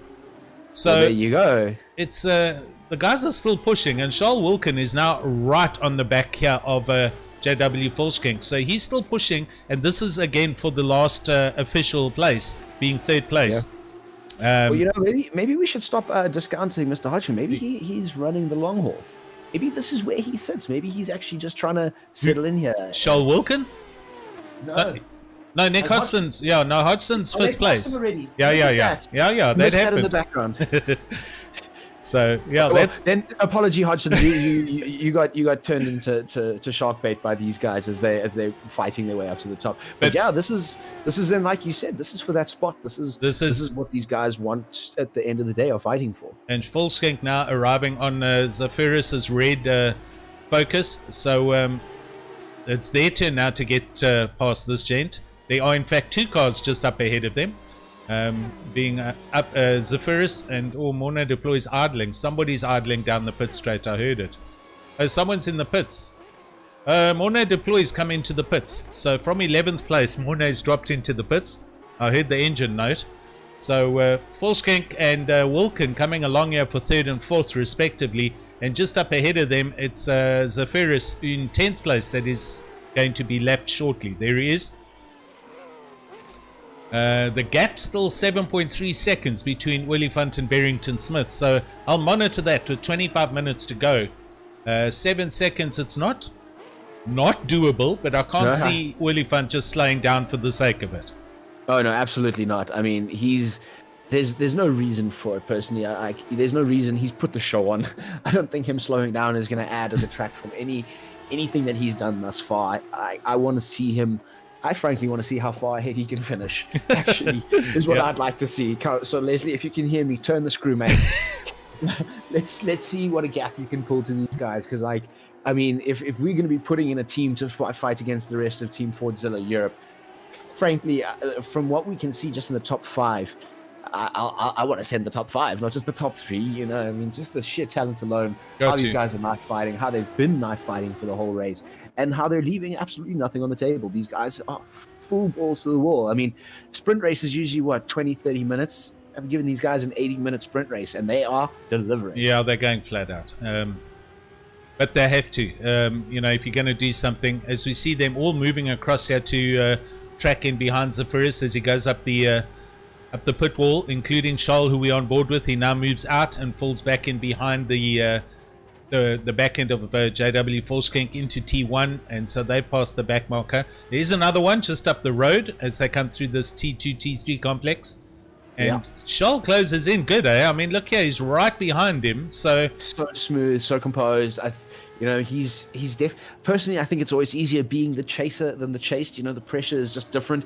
And I feel at this stage of the race, you know, you're going to start to feel it if you've got this guy who sat behind you unapologetically so hard for as long as they have now. 100%. See how much longer, you know, Volkskank keeps it together. But so far, he showed no signs of cracking. It just takes one. It just takes one curb. It takes one gravel trap. It takes one little bit of turbo grass. Yep. And that's all that Charles Wilkins going to need. So let me tell you, Gareth Hawkins on YouTube telling us this is JW Volkskank's first drive out in an AC car and game. Well, there you go. And he's in third. So there you go. There we go. That's some impressive stuff. Gareth, thanks for sharing, buddy. I've got another little topic to discuss here, possibly. Richard, we're watching Mr. the proverbial Charles Wilkin. He's been in SA Motorsport for 30, 40 years, both in touring cars, super touring, rallying. Okay? Yeah. But he raced and represented a manufacturer, a very 100%. Specific manufacturer, and now this is a competitor's manufacturer that he is racing towards. 100%. I wonder if that's going to introduce some dramas. I feel that it could. You know, the Charles Wilkin though is, I mean, you speak of the time he's been racing. I'm 34 in November, and I can't think of a time in my life I didn't know the name Charles Wilkin in South African motorsport. Exactly. Even now in sim racing. Yeah. You know, lockdown started last year. Oh no, Mr. Wilkin. Yeah. That's not what we want to see. Commentators curse. I'm so sorry. We seem to be doing it today, El. He was weaving behind him there and completely missed his braking marker. So pity. He'll dial it in again.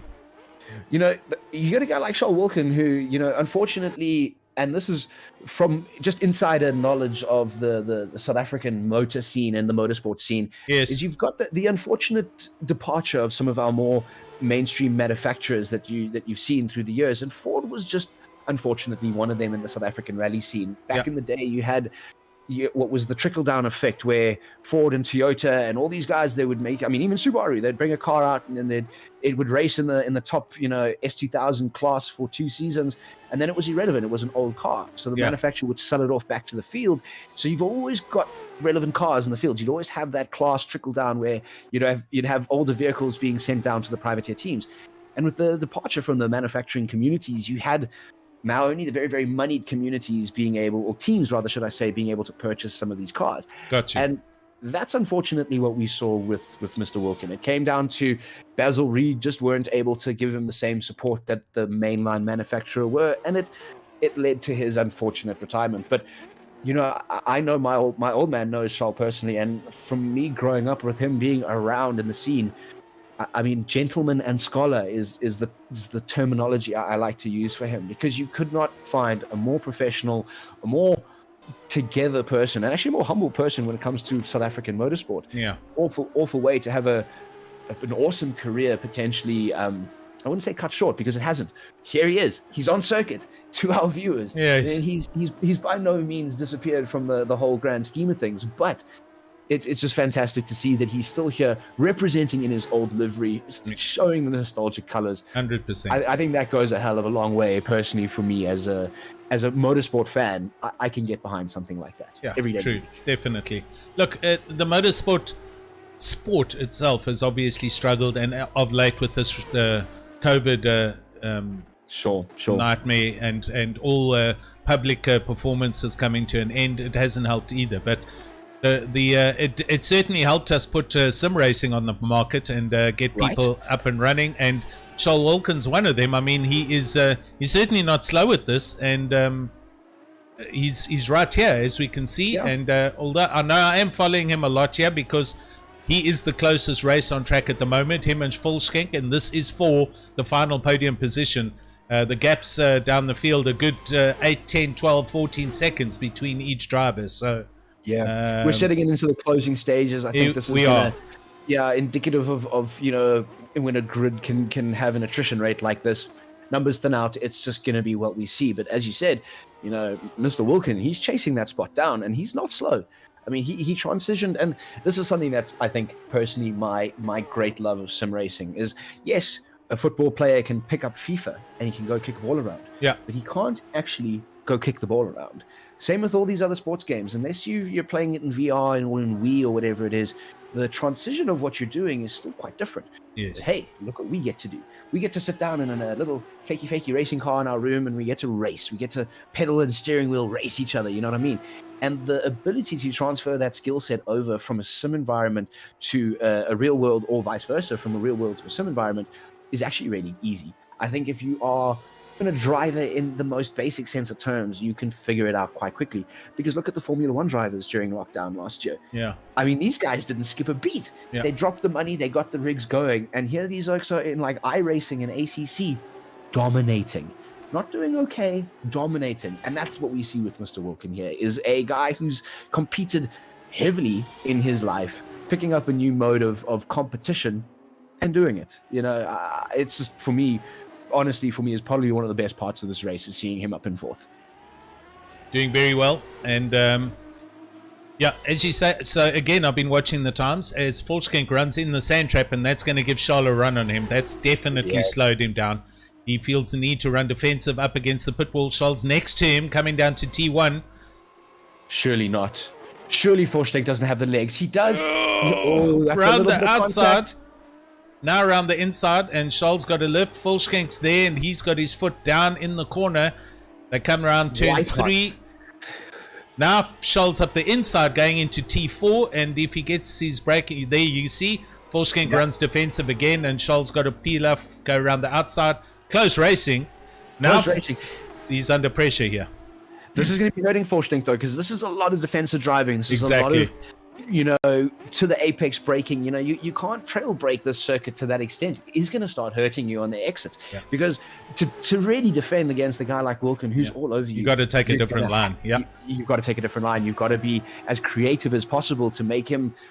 You realize it's not going to be the easiest way past you, but a circuit like this, you got to pick that spot carefully, because if he chooses to do something like that on the last corner of the track, Wilkin's going to have that chance again. And you can't rely on that first corner sticking it in there and hoping it goes down, because you've also got to worry about the guy who's now next to you. You can't run deep if Wilkin's right there. Exactly. You've got to hold your line. You've got to hold your line. It's good racing. Good racing. Fantastic racing. But guys need to start thinking, well, it looks like Volkskenk's got himself a little bit of breathing room as they come through the technical chicane here. He looks like he's going to have a good run. Yeah, Charles, he does get a good drive through that final turn, but he's not close enough. So, have a look here. Ryan Barrington-Smith, look at the gap to him and Oliphant. That was 7.3 seconds at 25 minutes. It is now 6.5 seconds at 16 minutes. So, he is pushing, or Leslie is now relaxing and managing, whichever way you want to look at it. Starting to just kind of keep things a little bit smoother. Like, I think if he's done the math and he's worked out, if he's taking off a 0.2 of a second, a lap from me, I can live with that with 15 minutes to go.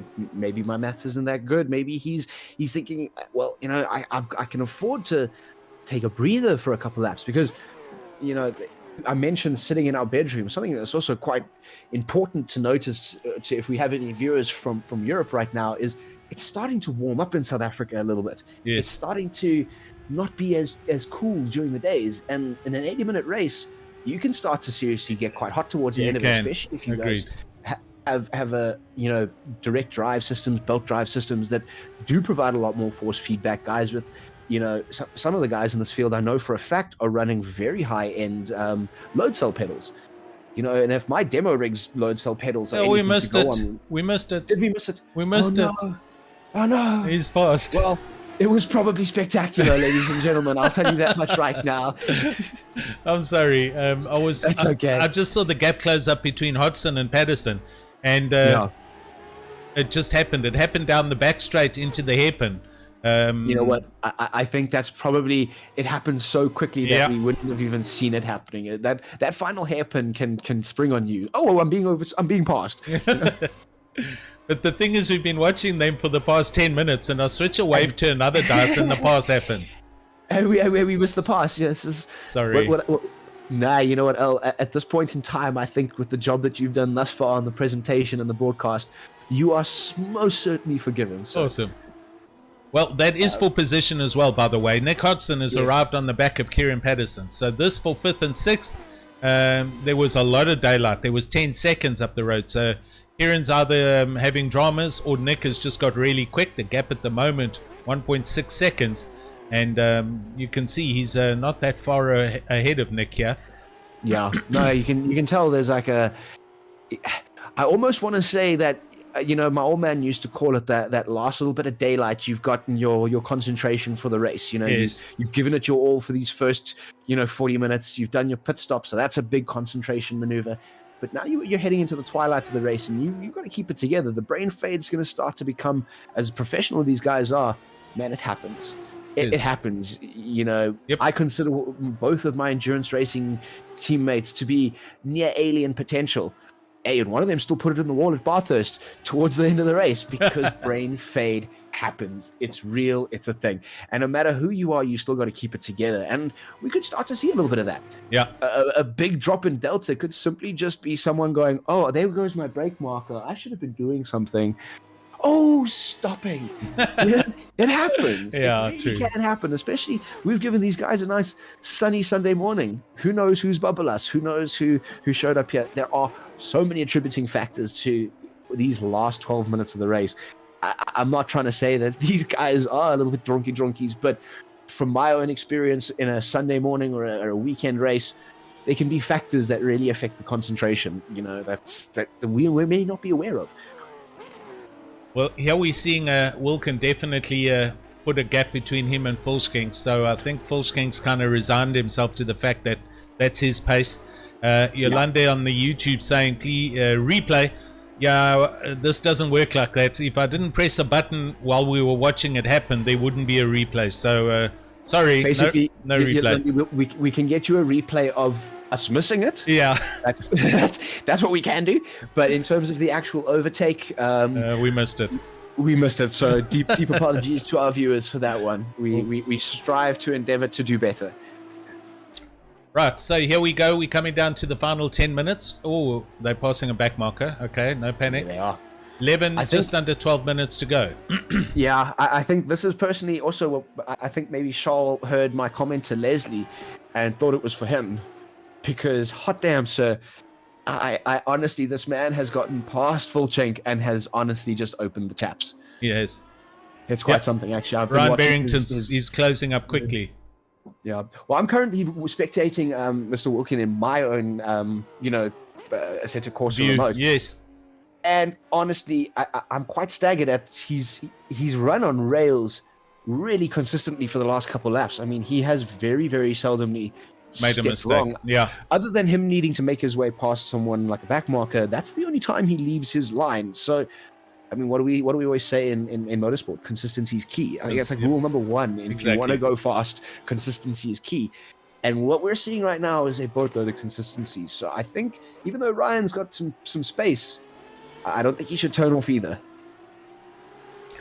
So with the 34, we got a good couple of visitors watching on YouTube. You are, in fact, watching the Team FordZilla Nations Cup here today. This is the finals.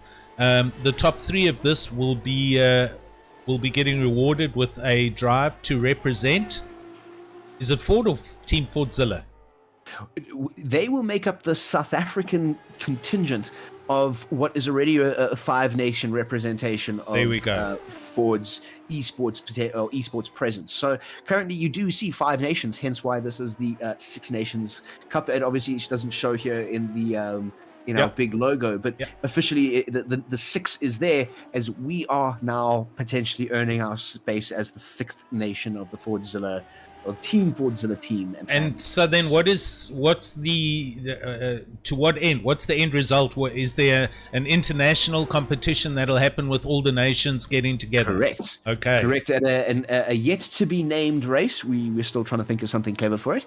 There'll be a race later on this year where, you know, there will be essentially 6 teams of 3 drivers taking part in a race to see who's the quickest, to see who is the best of the best out there, and does South Africa have the mettle to withstand the crucible that these guys operate under. You know, it's going to be a very interesting test. And And when is this happening, Richard?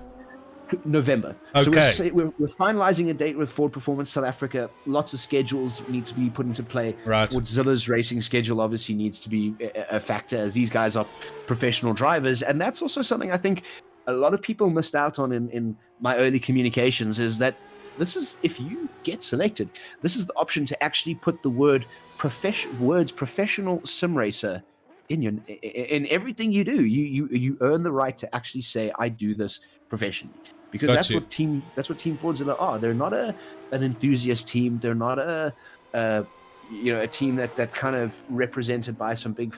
This is a major motor manufacturer's official sim racing team. There you go. Just like you see with the McLaren team and what's their team, Shadow Sport, and all these kinds of things. This is the same level of caliber that you see in these big tournaments. So the chance for a South African to be for this is, I don't like to use the term, groundbreaking, because we're not breaking ground here. But is it awesome? Oh man, definitely. Yes it is. Yep. Yeah, got you. 8 minutes, 15 seconds left. Nick Hodgson on the back of young Kieran Paterson, and come on, Kieran. He's putting a pile of pressure on the kid. So this is. Oh, can I ask you a question? Yes, sir. Where did these last 72 minutes go? Have we not had fun, or have we not had fun here? Viewers, I wish you could see my face right now. Yeah. So much. And I would also like to just add, we've got 32 people watching, but not 32 likes on the stream. Yeah, go on. I would very much like the viewers to try, please match that. So if you haven't, guys, please smash the ever-loving monkey out of that like button. We want that to match exactly how many viewers we have, because we're going to show this to Ford next time we're planning something, and we're going to say, look, people interacted, people are here, people were watching. So yeah, guys, please do us that solid one. Smash that like button. We're definitely going to be back for more. Ford are hungry for more. They love being involved in sim racing. So, and I think overall, the production here and the drivers have put on an awesome show with an incredible motor car, this Ford Focus with the V12 engine. And look at the racing. This is after 70 minutes, and this is for positions 5 and 6, and they are changing positions as we speak. Knife fighting each other to the very, very end. That's exactly what you want to see in a race like this. Still leaving it all out there. Just fantastic racing. This race has honestly just generated some truly stellar moments of racecraft for me. Guys sticking it on the outside of corners where there's you just don't do it there, but they do. They've stuck it. They've made it work. Guys just finding grip where I'm exactly to say I didn't even know there was grip, and around a circuit that just so well complements a car like this, just so well allows it to rev out and stretch its legs. Let's have a look at that replay. That one I did watch and catch. So here we go. Switching over to the cockpit view, and Kieran's there on his right, Nick up the inside, and Nick has apex for turn 5 and makes the pass nice and clean. Makes it super, super clean. And it's great to see. Kieran could have really tried to stick his nose in there a little bit more, close the door on it, but that's poor racecraft. That's just not what you want to have as a attribution like to your name. Yep. Have if you're going to be overtaken, do it with like a touch of grace. And for me, man, that goes a long, long, long way. Yeah, we come down to our last 5 minutes. It's pretty much going to be about 3 to 4 laps to the end of the race. Leslie up the road, 6 seconds gap between him and Ryan Barrington-Smith, who is currently in second place. And Ryan, who had a huge dice early on in the beginning of the race with Charles Wilkin and JW Volskenk, he has managed to get ahead of them. All pit stops out the way, and he is solidly in second place with the legendary Charles Wilkin having managed a huge fight again then with JW Volschenk, and Charles Wilkin now currently clean up the road in third place by a good 6 seconds by the looks of it. Absolutely. I think, like I've been saying about these guys in the top positions, it's now, with 5 minutes going on, it is theirs to lose, guys. This is 3 laps to go basically around this circuit with the lap times they're doing. These guys now just need to keep it together. It's about finishing now. You don't need to be, if you want to, put in that fastest lap. Volschenk's in the pits. Volschenk in the pits. Yeah. Oh, that's... Do you think he missed fuel? Do you think, with this amount of time... I don't know. Did he miss fuel? Are the tires cooked? That dice with Charles, has he overheated the tires? He is on softs, but he's in the pits. And here comes Nick and Kieran. So they've gone up, and JW Volschenk going to drop down the rankings now. Here he comes out the pits. So that was a stop and go. Man. Yeah, that was the stop and go. He ran out of fuel. He had to come in and put fuel in. Splash and dash, man. That just breaks your heart to see. Like I've been that guy, left out a couple liters of fuel, and that's all you need. Well, listen, he hasn't dropped. In fact, here comes Nick. So Nick's in fifth. JW is essentially pitted and come out ahead of the guys that were chasing him. So that's the kind of gap that he had built up. So he stays net fourth place. There we go. Not as heartbreaking as it seemed then. No. Mr. Volschenk, good on you, mate. I think that was a smart tactical move. Leaving it any later could have been worse. Oh, these brakes cook to a white hot level, even exiting the pit lane. Fully. Carbon discs, they probably go up to, like the F1 cars, up to 900 degrees Celsius. And yeah, look, it's got to stop a ton of equipment at 300 plus kilometers an hour. So they're definitely going to get red hot. Oh, man. And like, I kind of just now want to say to Ford, can we maybe do a night race? Can we that would be good, eh? That would be cool, man. That would be very, very cool. But yeah, hopefully the next one we do is just going to be bigger.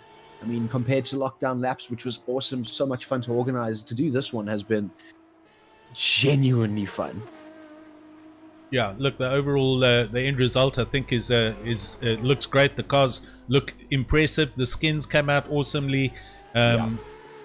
Everyone should be pretty much pleased with what happened. Possibly a couple of issues with drivers and entering and not driving or not making it, etc., etc. Yeah. But like we said, in our little management meeting beforehand, if you don't want to represent and take the opportunity, I can't drag you kicking and screaming. No, if you want to be here, you make the effort. Exactly.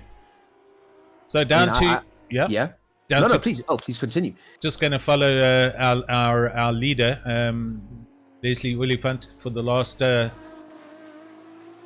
It's going to be 2 laps actually. I think he's going to get 2 laps from here, but we'll watch the clock. And I think, for our viewers at home, they must understand that, I mean, this is by no means over for some of the other guys in the field. Leslie's going to cross the line, and he's going to have booked himself that spot in the final race. But we also, as the comms team, don't quite know what's happened with the race direction stuff. We do have a live race director at the moment. He's in the race. Good point. Yeah, we didn't think about that. We're busy talking about, where our top 3 finishes finish. There's going to be a 10-minute interlead between the final results when we do our next prize, which is going to be the raffle for that livery. That's going to be where a lot of these drivers who have had issues in the race are going to be able to be going to Matt and saying, here's what happened, here's my thing. And he's going to take a little bit of time to actually, confirm a couple things. So yeah, we'll do the due diligence, the due media process of interviewing our standing 3. But then obviously a official top 3 is going to be released to all the Ford socials. That will be the final results. That will obviously be published completely. But I mean, El, from your perspective, not one of these drivers in the top 3 has been particularly naughty in this race. No. I personally can't think of a single action that one of these drivers has taken that is going to ultimately affect his race. And actually, to be frank, should they actually have a penalty, really, I don't think we're going to see it matter unless it's colossal, because the gap between these guys is coming to a point where 5 seconds? I can live with 5 seconds. I can live with 10 seconds. I mean, have a look on the screen here. Here's our quali results. Okay, this is where these guys finished. Barrington Smith, Wilkin, Oliphant. So the top 3 are in the top 3 at the moment. So exactly, you know, the only person that was going to throw a curveball there was going to be FordZilla, and he did his best. But first, second, and third are still in first, second, and third. So you know, that's kind of, didn't we all say that's kind of what we expected to happen to a large degree? Yeah. Absolutely, we expected the curveballs, we expected the cinder blocks out of nowhere to come and hit us, and oh, what was that? But at the end of the day, I mean, from what we saw and what we know with these drivers, color me surprised, not really, but in the running order, I don't know. Hey, seeing that change up like it did towards the end, that little knife fight that these guys had for the third and second positions was definitely, for me, the highlight of the race. Yep. But leader is on final lap. Can we have a moment to discuss possibly one of the loneliest races I've seen in a while? But there's the Oliphant.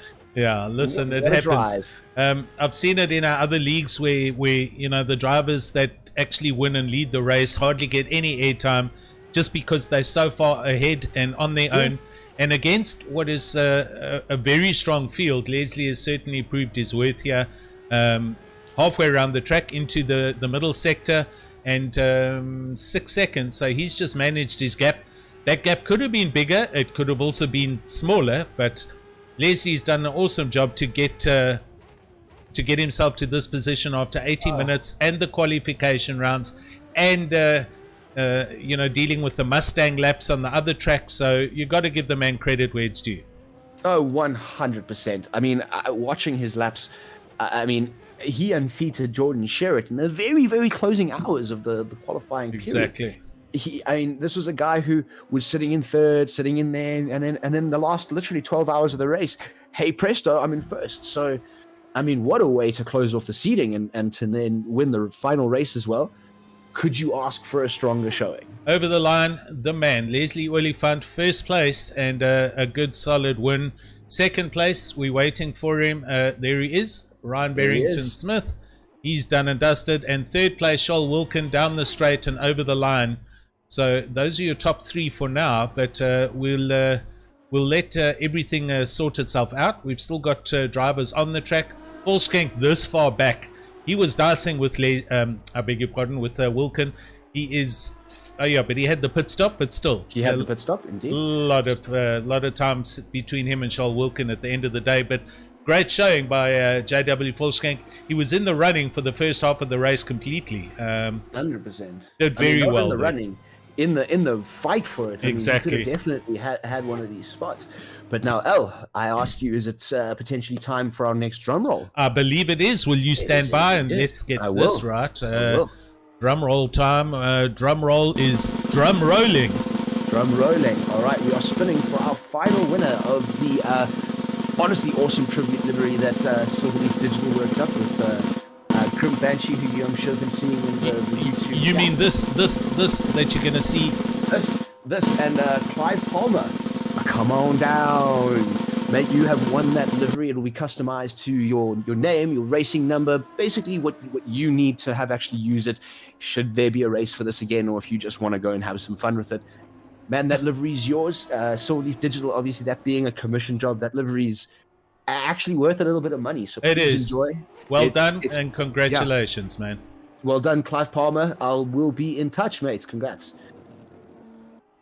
And that is it for our raffles in terms of what we were going to be giving away today. But now I would like to see where our top 3 drivers are. Exactly. Do you have anyone in the interview room? Currently, not yet.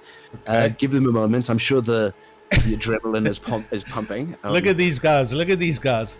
They're just killing the tires now. So absolutely, man. Listen, we're going to take a really fast ad break. We're going to go and look at the Sparco equipment once again, and that'll give you some time to possibly try and find some drivers, and we'll be back here shortly. So give us 2 secs. Don't go anywhere.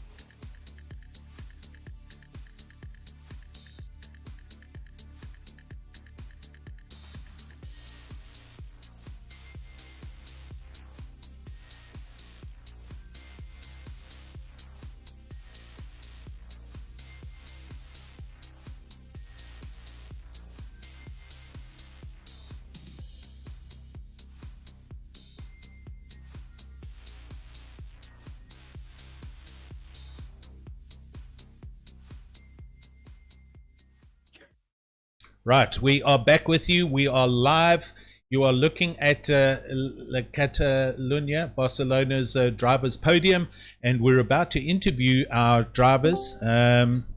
Hopefully, Richard will be bringing our winners in, and he'll be interviewing them. Richard, are you there, sir? I am here, and we are with our third place finisher, Mr. Charles Wilkin. So, how are you doing today? How are you feeling on your third place spot? Hi, good. Thanks, guys. Yeah, no, it was a it was a tough race. Sure. It looked like it. It looked like it was a battle there for you. I mean, you fought back tooth and nail. We, full disclosure, at one point thought maybe Mr. Wilkins, he's out of it a little bit. He's maybe backed off. And then not even 10 minutes later, I was even saying it was like you heard my message to Leslie, come mate, turn the screw, start going faster. Yeah. And there you were. You got back up into the top three. And I mean, that's all you needed. You needed to finish top three. You know, I had a good start, and I thought I left Ryan enough space, but we somehow made contact, and that gave me a little bit of damage. So I was a little bit slow on the straight. So I knew from then on, once Leslie got to the lead, I knew it was just a case of just trying to get into the top three. Yeah, and but it was hard and difficult to pass. So did you enjoy the car, Charles? Did you like the car? Yeah, it was an awesome car, a really nice car. And I must thank all the organizers. I think it was an excellent event, and really enjoyed it. Awesome. Well, I can't tell you how much I enjoyed putting it on, seeing your livery out there. I mean, I grew up in loving motorsport. Me too. And seeing that livery running today, the nostalgia is bubbling over for me right now. So, man, thank you for entering. Obviously, thank you for participating. It's honestly been an absolute, privilege to have you out on track in my event. And Ford Performance SA and Ford SA, thank you for your participation as well. And Sparco Game, everyone involved, just thanks you for your participation. Good stuff, man. Yeah, thanks a lot, guys, and thanks to all the sponsors. Awesome, man. Awesome. Thank you, Charles. Thanks, Charles. Thanks, guys. Cheers. Right. Oh, all right. Up next, we have previous season's actual champion, or previous events champion, our Lockdown Laps 2020 champion, Ryan Barrington Smith. He, I'm struggling to cross him over. There he is. Now we have Ryan in our channel. A little bit of technical difficulties there with Discord. Obviously, like I said, Ryan being our previous champion, he's, I don't know quite how he feels about not winning this one. Ryan, how are you feeling with your second? I must say I'm super chuffed with the second. Good. Obviously, I wanted the win. I pushed for that win, but I overcooked my tires in that second stint, trying to catch up to Leslie. He was just too quick for me, unfortunately. We actually watched your gap close down, to be honest. We were talking about it, and we saw you closing the gap. We weren't sure if you were killing the car or Leslie was just time managing, but you were going like a bat out of you-know-where. Yeah, so I think we have our answer though. El. It looks like he definitely overdrove what the limitations of the tires were. But Exactly. I mean, Ryan, from a broadcasting perspective, what a show you guys put on. Those two throwing it down the outsides there, T1. Man, like big ones. Are they big and are they brass? Is all I want to ask you, because that was some serious big boy racing maneuvers. Like, I mean, like I said to Alan, I've been overtaken by you in races before, and I think you arriving on the outside of me like that, it would have pucker factor 9,000. Let's just leave it at that, because that was some seriously solid racecraft, man. Well done. Yeah. Oh, thanks. I knew that turn one was the only real place to overtake on. So I knew when JW and Charles cover the inside, I had to go around the outside. So was that something you practiced? Was it something you or just something you know from your own skill set of the circuit, basically? I hadn't practiced it for this race in specific, but I've done that kind of move here before in other races on other games.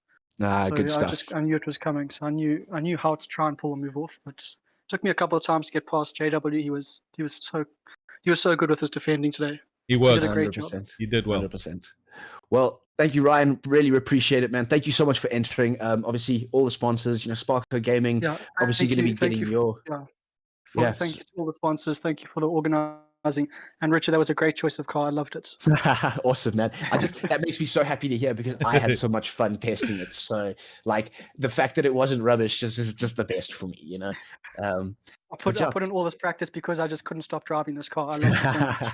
Well, my missus also coming down at like 2 a.m. at points going, "You're still awake? Why? What's wrong with you?"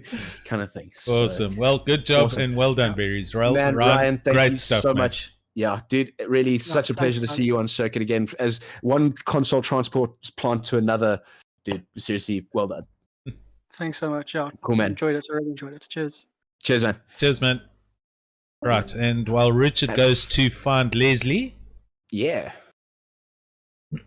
Well, Leslie is in, so we do a little bit of an introduction for our man, our first place sitter, the top of the podium, the man with all the reason to spray that champagne as hard and as far as he can, or just pull a Kimi Räikkönen and just drink it. Just be done and drink it.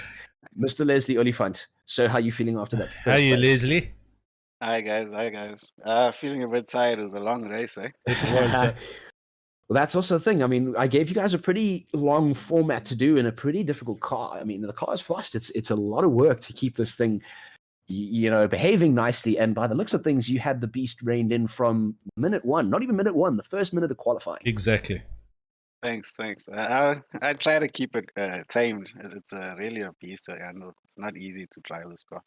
100%. But yeah, you just keep your calm and take those corners as easy as possible so you don't mess it up. Good stuff, man. So, Leslie, I have really one serious burning question for you at the end of this. How does it feel to have earned yourself a spot to actually go and take on FordZilla as an entire team? The Team FordZilla entire European contingent is now within your crosshairs for you to come and show them what you're actually made of. How does that feel?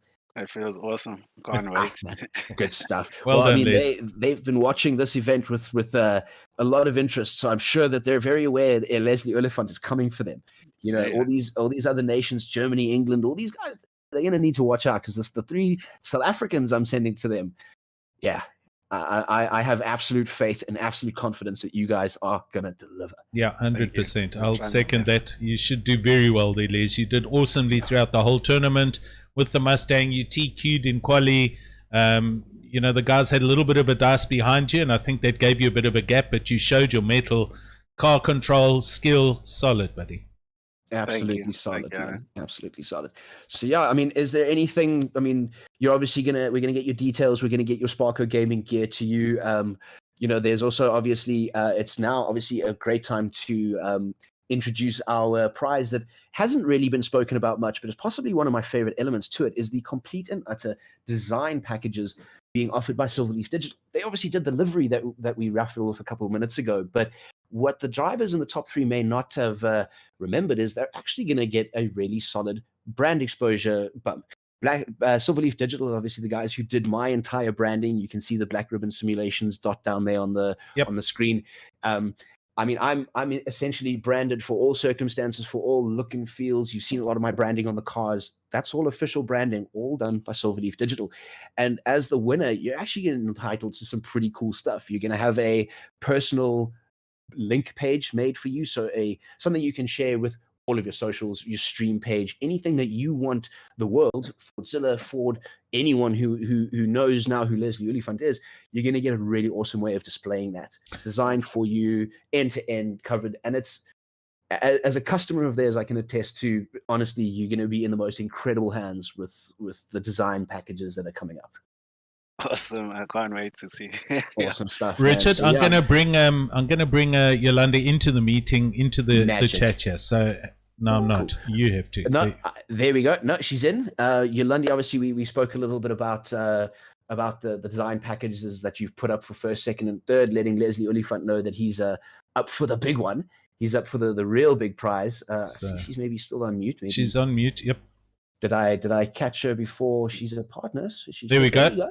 Sorry, guys. Hi, I am here. I was having so much fun watching and listening that I didn't even realize. Awesome.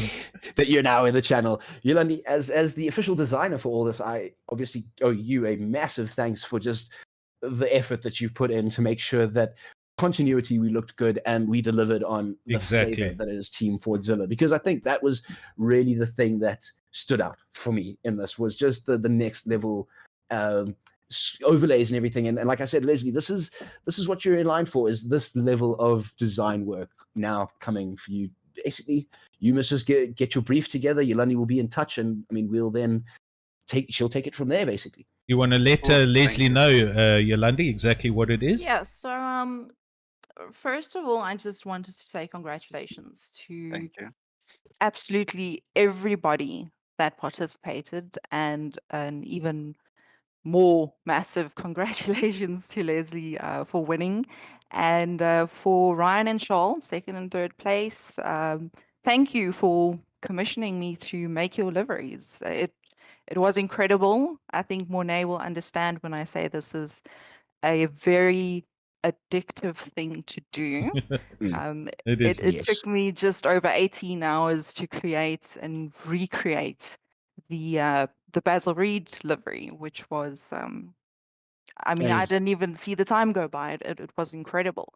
I'd like to thank everyone for just welcoming me into this community. Obviously, I come from a whole different gaming community in first-person shooters and so on. And I have a long history in gaming, and coming into sim racing is something I've always wanted to do. My husband is also a great enthusiast, and I love gaming and I love motorsports, and this has just been so incredible. And Awesome. when Richard said, "Well, do you want in?" It was kind of, you know, a no-brainer. Yeah. Absolutely. Yeah. Let So me I tell the am. viewers. Yeah, let me tell the viewers. When I say there was no hesitation, I went. So you've obviously been sick, Yolanda. Obviously, she had COVID before this. It's been a struggle to get in touch with you. And I thought the second I get a moment with her, I'm going to offer. Yep. Does she want to contribute and does she want to in? Guys, I couldn't even finish the sentence, and she was like, "In, I'm done. Yes, consider me involved," kind of thing. Awesome. That is how keen she has been. So, in terms of interest and love for the sport, honestly, I don't think we could be in better hands. Yeah, look, it's obviously been a very difficult couple of last weeks. I did have COVID. I was in hospital for a while, and it was tough for us. But coming back and having something like this to come back to, Yeah. I think has made a very big difference in my recovery, and it's really giving me a lot of enthusiasm going forward. So I just want to tell you guys about the prizes that I am Please going do. to be sponsoring. Please do. It's to the value of just under 10K. That's how much I love this and I want to do this. So first place, if the winner is interested, will be a complete brand refresh package for Leslie, yourself or Leslie, your business. are you interested, Leslie? Yes, Are I'm you- are you- interested. All right. There are obviously a bunch of details that go into that, and that we'll discuss when we have our interview and our process. Second place for the viewers, if you've ever seen anything like Linktree, there's something like a personalized social media landing page. And this is where a person can go and put their own style and branding on and their name. And That's they awesome. can say, if you're a streamer or whatever you do, you know, you can say, these are all the links to all my social media. I know Yeah. Team FordZilla has one like this as well. And I'm It's like a bumping it social up to media homing be- page, right? Yeah, Yeah. exactly. So I'm bumping it up to be more personalized, more bespoke. I'm going to give this person their own page as well as a personalized domain URL. So your name, no one else will have this. It won't have Linktree in it. It won't have anything else. Free domain, free personalized email address. And then obviously I'll work with you on that. And then for the third place, which is probably my favorite prize, and you guys will know why, Yeah. is I will design a bespoke Assetto Corsa Competition livery for our third prize, our third place guy. And this will be anything you want, completely custom branding, color palette, theme and design That's awesome. Awesome. from scratch. And what I can tell you, Yolandi, is I know for a fact Charles doesn't have a team or a custom livery in his normal racing. So he's definitely, that's you've done it. That's the bottom line. You've underlined his sim racing career right there. Lax ACC livery requires one ASAP, basically, is Sol working right now. So, yeah, I think that's just going to work out so brilliantly. And I mean, from my side, a cash component is always cool, but a redesign and from a recipient of a redesign done by this company, I can seriously attest to the quality of work. Yeah, look, I'd just like to add one last thing if I can.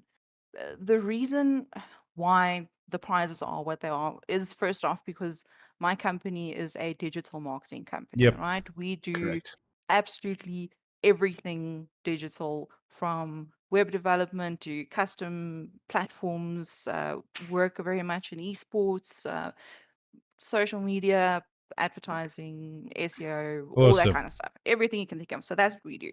And I thought that I would like my company to sponsor something to this event. Yes. Yeah. Especially because for me, it is so important that locally, our esports athletes, our sim racing drivers, and anyone involved with gaming deserves a great quality design for anything and everything that you do.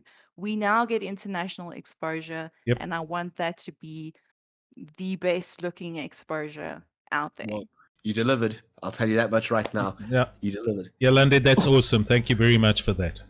Oh man, really, thank you. Like the sponsors, and I mean, yeah, as one of the organizers for the event, I mean, I also, from the bottom of my heart, the people involved, MNES, Technic, Sparco Gaming, they're actually guys.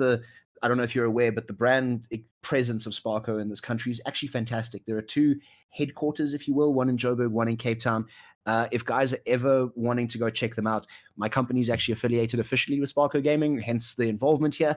So if you guys are ever keen to go check out the stores, go do some bum test drives of the seats that are there. You just need to get in touch with me. I'll put you in touch with the folks at MS Technic. Awesome. As well as, obviously the guys at Raceface Pro. I cannot begin to explain to you how much this could never have happened without Bertus and just his level of expertise and professionalism. I'll second that. Yeah, I mean, there's absolutely no 2 ways about it. Silverleaf, obviously, we've heard from the lady herself who presented all of this, who created all of this spectacular presentation. I mean, her work speaks for itself. And then obviously you, Elf, for providing that I'll be a customer soon button box. I'll tell you that much for free. The next order is most likely going to be mine. Awesome. So, well, the stocks, yep, it's all done and it's all ready for you. And then obviously, guys, the big ones, the guys who brought us all there, Team FordZilla Europe, as well as Ford Performance South Africa, and that fantastic racing Ranger that they put out there. If you obviously missed it in the beginning stages of the video, please head back to the early stages of our broadcast. Have a look just before we go into qualifying. If you need to see what kind of just monster Ford are putting out into the South African cross country series, SAX as it's known, please look it up. Really lots of fun to watch. I cannot recommend it more. It is genuinely an exciting form of racing. And then obviously Ford South Africa, you guys just putting your faith in me and Black Ribbon Simulations and my team who put all this whole thing on. Genuinely, thank you from the bottom of my heart. And thank you to all the viewers the 19 people who have stuck around to watch what is prize giving, basically. Yep. So, yeah. So, Leslie, what are you planning for the rest of the day, buddy? I missed your message earlier. I didn't have my mic on. Okay. But I know you know what I'm gonna do now. Have a good one, buddy, and congrats, my man. You did earn it, honestly, man. Thank you. Honestly, congratulations, man. You deserve it. I'll be in touch within the next day or so for details to get your shirt and everything to you, sizes and all that kind of stuff. All right. Awesome. Cool. Great stuff, man. Cheers, have a fantastic Sunday. Hey. Thank you, everyone. Ciao, man. So, Richard, there we go. I think it was a flawless overall deal. Everyone superbly happy. Great, great show, great racing. What more can we say? Huge fun. It's just honestly the best way to spend a Sunday morning. Exactly. I mean, I'm half tempted to just record the Formula One on my PVR and just watch this again. Straight up. There you go. There you go. I think that's it as far as we've done, unless there's anything else you want to say. I see some flashing from our race director. I think Matt might want to say something here. Matt, is there anything from your side before we close? Oh, guys, just really happy from a race direction side of things. Everybody kept it really nice and clean. Awesome to watch side-by-side action with barely any contact. So your official top 3 is Leslie Oliphant, Ryan Barrington-Smith, and Charles Wilkin, rounding out the top 3. Well done, guys. What an excellent day of racing. Thanks, guys, for having me, and thanks for watching. Man, what a pleasure it's been to work with you as well, Matt. Really touch a class with professionalism, both you and Al, guys. Honestly, thank you so much. Indeed, thank you. Good. I think that's it as far as the stream goes. We're a couple of minutes over time, but I'm going to, from my side, say thanks everyone for joining on the YouTube channel. I hope you enjoyed this. And we got up to 31 likes. We made it, El. There we go. We got to our spike number. Yeah, awesome. So we wanted to see. Guys, seriously, have a fantastic Sunday. Enjoy the Grand Prix. Indeed. We will see you soon for the next one. Yep, and keep in touch. Watch the social media side of things, and we'll eventually get to this international event in November. But that's it from us for today. I'm going to say thanks. True.